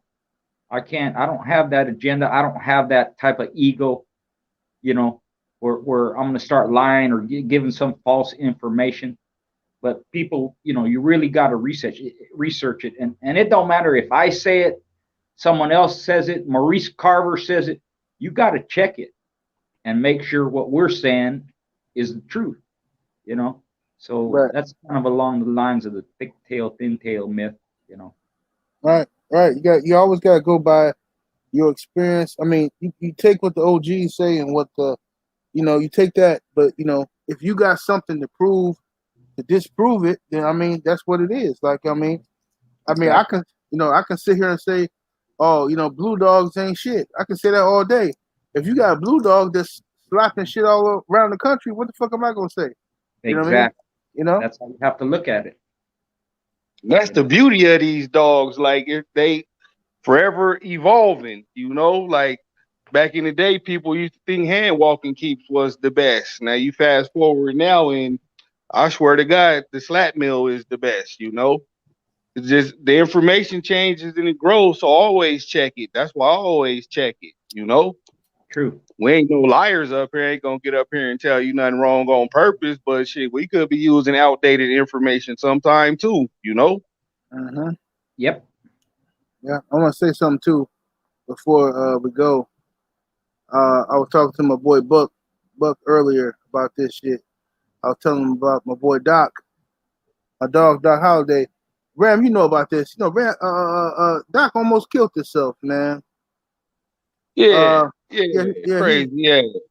I had him tied up inside the back seat of the car. I had the window cracked, to, you know, just give him some air. It was hot outside. I went in the store, and the guy come in the store and says, "Hey, man, your dog about to die." I said, "What?" I ran outside. This guy is hanging outside the window, just hanging, you know. I just ran over there. I picked him up, you know what I'm saying, and, you know, got him back in the car. His eyes bloodshot red and shit. Like, what the fuck? These dogs are smarter than you think they are. And if you give them an inch, they'll take a mile. I'm telling you. I swear I only cracked that window about 4 inches, and somehow he got it. He pulled it down. I don't know what the fuck he did. I don't know if it was because sometimes he might have hit the window, the button. He might have hit the button on the back window, because I know for like a minute in my car, when you get out of it, you close the door, the electricity still worked. So maybe that's what he did. I don't know. But when I came outside, the window was down about at least 10 inches, and he got out of that motherfucker. Yeah, they're escape artists. Yeah, that motherfucker went and made a spare key on your ass, bro. The motherfucking dogs be smart like that. Yeah. Yeah, it was fucked up, man. Shit scared the shit out of me, boy. Yeah, he just Half the let battle is that be a keeping them reminder, alive. though. I say it all the Be damn time. careful. Yeah, exactly. It's hard just to make it to 2 with these dogs. Just they get into so much shit like that, man. There's so many dogs, man, that if you had dogs, you had one hang himself just because he fucking retarded like that. Yeah. You know? Yeah. And they find a way to do it. Yeah. Yeah. I'll tell you one. And You that's the guys heard worst. That's the worst motherfucking L you could take, is one hanging theyself over the doghouse. Yeah. Yeah. I'll tell you one. You guys heard of Smith and Walton's Reuben, ROM, right? Yeah, Yep. yeah. Okay, I had him on my yard, and I had him chained up, and this was, I was new, I didn't know shit, and I had him close to a fence, and I just had it set up, put him up there. I went inside, and I don't know why, but I came back out a few minutes later. He was hanging over the fence, choking, Ooh, man. shit. Shit. So, I moved him away. The end of that story right there. Yeah, if I hadn't come outside, he'd have been dead, and there would be no Reuben ROM, Right. Damn, that's fucked up. I wonder Yeah. how many good dogs died from bullshit accidents like that, like just regular shit. How many good dogs in the history of these dogs have died from? I heard stories about good dogs being left in a truck, and I heard stories about dogs being left outside when motherfucker went out of town to Vegas and didn't come back in time to fucking, and the dog fucking died in the Texas fucking heat. Yep. Yeah. I heard all kind of, good dogs too, Yeah. Like, what the fuck? Yeah. They'll choke on bones. They'll choke on rocks. They'll hang themselves up. Man, They'll get tied up in their chain spot and die a heat stroke, wrap their chain when it's freezing weather and they freeze to death. There's all kinds of stories like that. A lot of good dogs were lost that way. Thompson, whatever happened? I don't know. I'm sure you probably told this story before. and that's just the shit that's self-inflicted. Yeah. Yeah. What happened to Hustle Man, Thompson? Imagine the ones that died from a fucking snake coming on the yard. There you go. Yep. All that.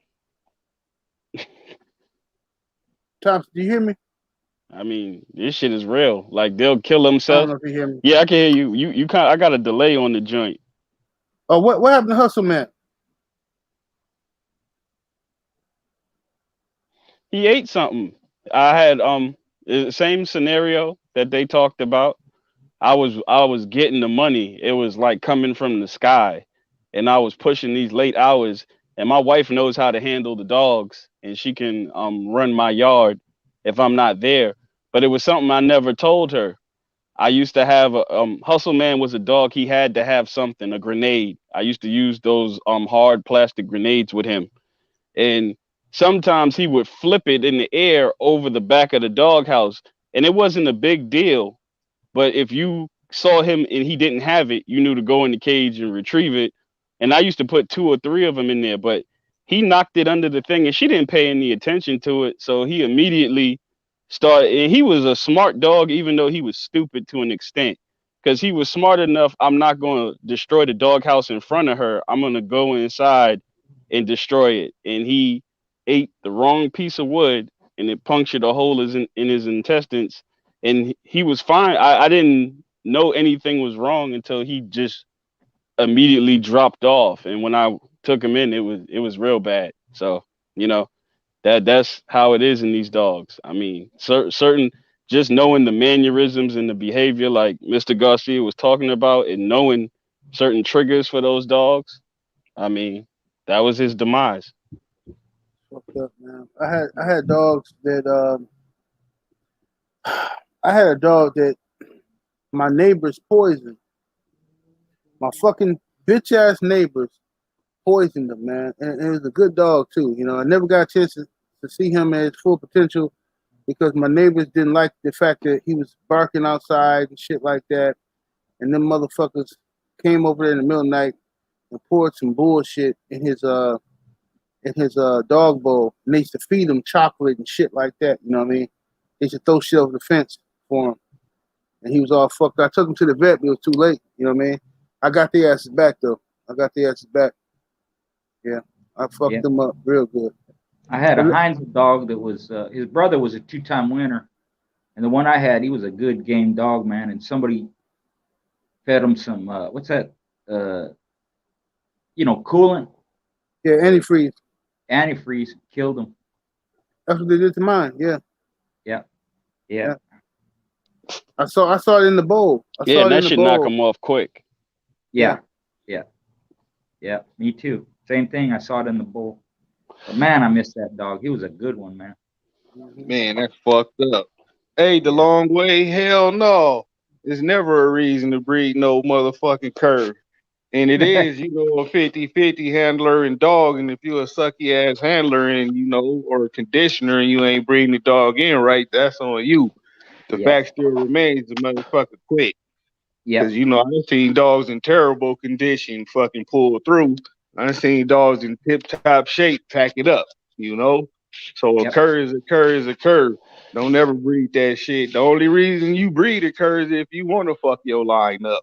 You be known as the cur master and just give up your money. You feel me? Right, or if you just want to sell to people who don't know This shit nigga about said no the dog. cur master. You keep curs, I call you the cur master. If I know you keeping a known cur, you the cur master. Right, but think about it, Ram. Think about this though, Ram. If you selling your dog to, let's say, for instance, if you got 5 motherfucking people that you know for sure are suckers, they suckers, they don't know shit about dogs, they kind of know, they heard about pit bulls, they want to sound like they want to feel like they real, they down, and they're going to give you, let's hypothetically, they're going to give you $10,000 per puppy, just hypothetically, that's a bullshit number, right? They're going to give you $10,000 per puppy, right? And only dog you got in your yard is the dog that you finna call out of your program. All you guys are female that's game. So many people would breed that shit and just sell it to the suckers. They would. Oh, yeah. Yeah, see, because if you asking me that question, I wouldn't have no cur male to breed to because he would have been cold soon as he curred out. Right. That's where our relationship is over right there, Business, that's our contract is up. You go your way, I'm going mine. So I wouldn't have no cur on my yard because I just have a bitch in heat.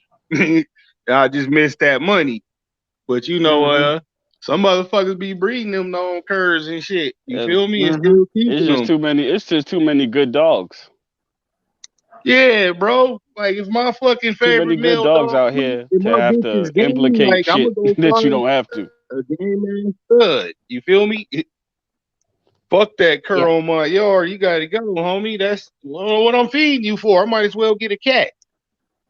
Yeah, I agree. I absolutely agree, man. Ain't nothing worse than a bulldog that's a pussycat. Fuck that shit. Can't do it. Yep. You might as well get you a Labrador or some shit. You know what I'm saying? Golden Retriever or something, like, you know what I mean? Ain't nothing. It's nothing worse. I mean, no disrespect to those dogs. They serve a purpose, but like, it's nothing worse than somebody like, oh man, come over and see my dog, man. Come over, come on. This guy was sweating me to come over and see his dog. Oh man, I got a real bulldog, man. Come over, check him out. Woo woo. All this shit. I'm like, man, I was like shaking him for like 2 months, stalling. And then finally one day I had shit to do. I'm bored. I'm driving around.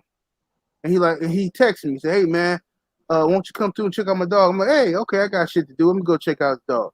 I get over there, and just like I thought, it's a shit. It's absolute shit. Okay. I get over there, and the dog looks good. It looks good on the outside. It looks like a bulldog. But the dog is all 3 years old and complete pussy, complete bitch made. I mean, just siren goes off, the dog's running and hiding. Somebody raised their voice, the dog's running high. I'm like, man, did you beat this dog up or something? No, he like that, man. He just, he's scary, but he got good bloodline. Like, okay, somebody sold you some bullshit, fam. Yeah. Somebody sold you some bullshit. They gave you the fucked up dog out the litter, man. You gotta learn how to pick puppies or something. Yep. Well, people will make all kinds of They excuses. sold them a dog. You know. Oh, my bad. Go That's ahead. the problem. Go ahead, Mr. Garcia. I was going to say, people, they make all kinds of excuses to keep a subpar dog, and that's part of the problem. It don't matter how it's bred. Don't matter what the pedigree or lineage is. And like I said earlier, we call dogs right off a Jeep. And so if you're making excuses for your dog, you ain't never going to advance. You ain't never going to have a good yard. And to use the excuse that there's cur dogs that have produced good dogs or even great dogs, that don't hold no water with me. Because on the flip side, there's good game dogs that produce good game dogs and great dogs. Why would you go the other way? Because of how it's bred. Or if it's some peddler, because he can sell puppies off of it, I don't care how much money someone offered me. I wouldn't do that, Even my good dogs, I've been offered good money for them, and no, they're mine. I'm going to use them. I want them, And if you're looking at it like, you're in this to make money off the dogs, then that's the wrong reason to have them. Right. That's just my 2 cents on that. You're gonna spend way more than you ever make, boy. Always. Yeah. Unless you got a nasty lick to where you got if you stumble across some land you didn't pay for, and you got 50 acres, and you got fucking 50 dogs you didn't pay for, then you in the win. You gonna win.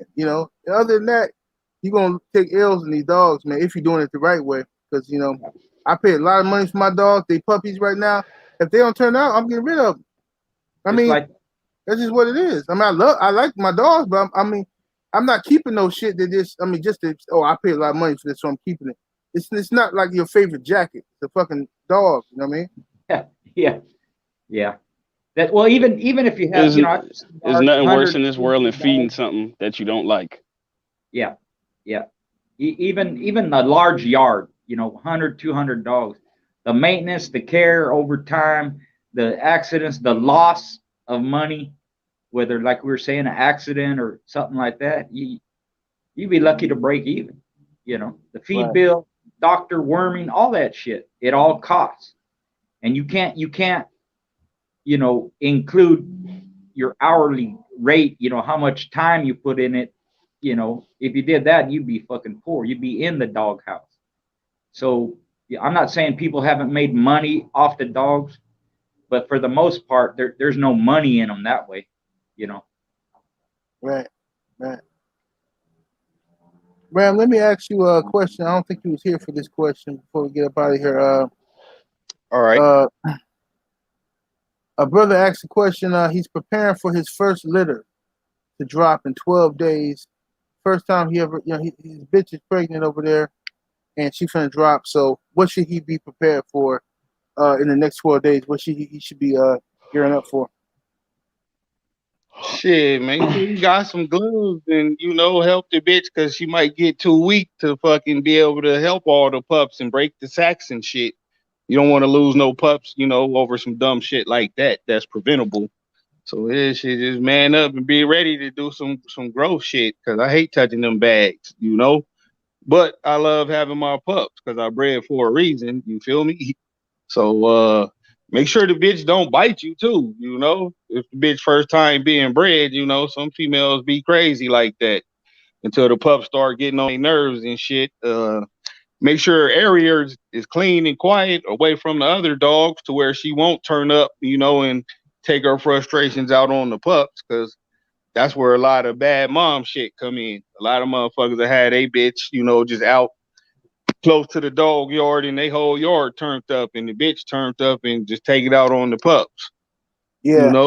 Yeah, just little shit. Make sure you got, some with a high fat content count in it that you could feed her, because them pups is finna suck her up. She gonna be looking like motherfucking prom queen from New Jack City.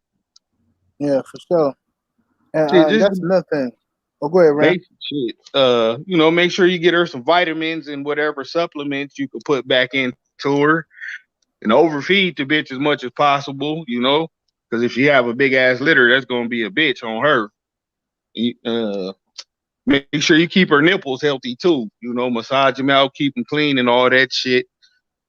Put whatever on it you got to antibiotic ointment or whatever. Once the pup's nails start scratching the shit out of her and shit like that, you don't want her to get an infection caused from that. I used to put on it,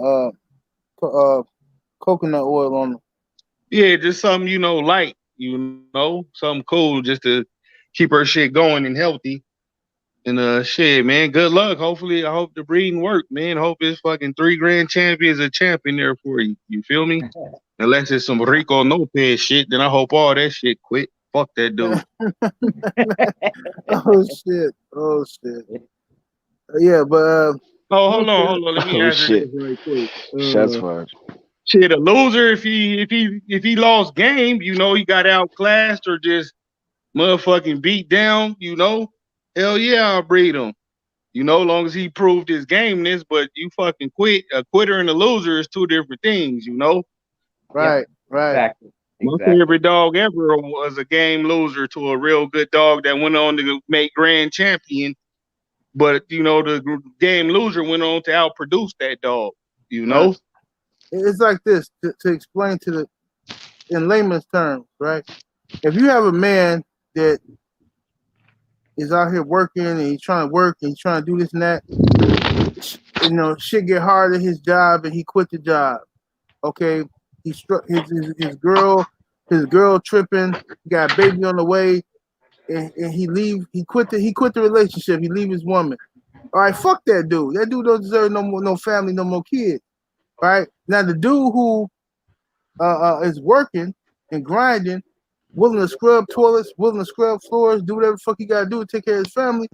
All right, he might not be Bill Gates, he might not be Michael Jordan, but he's game bred to me. He's game. You know what I'm saying? He in it for the long haul. You know what I'm saying? And salute to that motherfucker. You know what I mean? That's a man. You know what I mean? I don't respect quitters in no way, shape, or form, in no aspect of life. You know what I mean? You know what I mean? True. Well, some of my best producers lost, but they lost game. Right. And that some people won't breed the dogs like that. That don't make no sense to me. Mm-hmm. But right. Shit. Yeah, I hear you, schoolboy. You might got a call. You might got a phone call. But regardless, yeah. Either way though, we up out of here though, man. Cause we've been on here for 2 hours. Shit, I didn't expect to be on here this long. I had to watch the game and shit. I won though.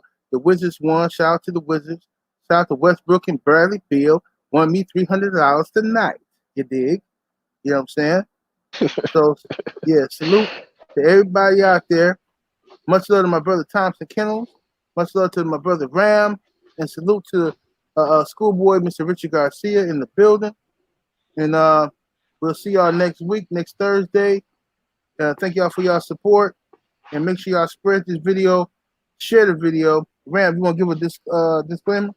Yeah, and you already know none of this shit is intended for any illegal purposes, man. You come over here for that shit, you in the wrong spot. All we serving is dick meat, onions, and big bitch butt crumbs to you weirdos. Fuck all you weirdo haters. Salute to everybody in the chat that came through that trail. See my boy M-Line in that bitch. What up, Kendrick? I see you too. You feel me? Everybody else keeping the trail, fuck with it. And if not, fuck off. Yeah, and stop lying on Buck City too, man. You know what I'm saying? Stop spreading these lies. That man, you wouldn't say that shit to his face because he'd beat the brake pads off your ass, man. You motherfuckers, the internet is crazy. You internets is weirdos, bro. Like one day you gonna get walked down, though. Just know that. Right. You gonna fucking troll the wrong motherfucker. You gonna walk your stupid ass down and you gonna be on the nose, and I'm gonna fucking crip walk on your goddamn grave. Yeah. Man, salute to the chat, salute to the community, man. Support to y'all brothers for the channel and the videos, man, and keeping the dog talk going, man. Like, I can't chime in all the time, but it was always a pleasure, gentlemen. Yes, indeed, fam. Appreciate y'all, man. We up out of here, though. Deuces. Peace. Hey.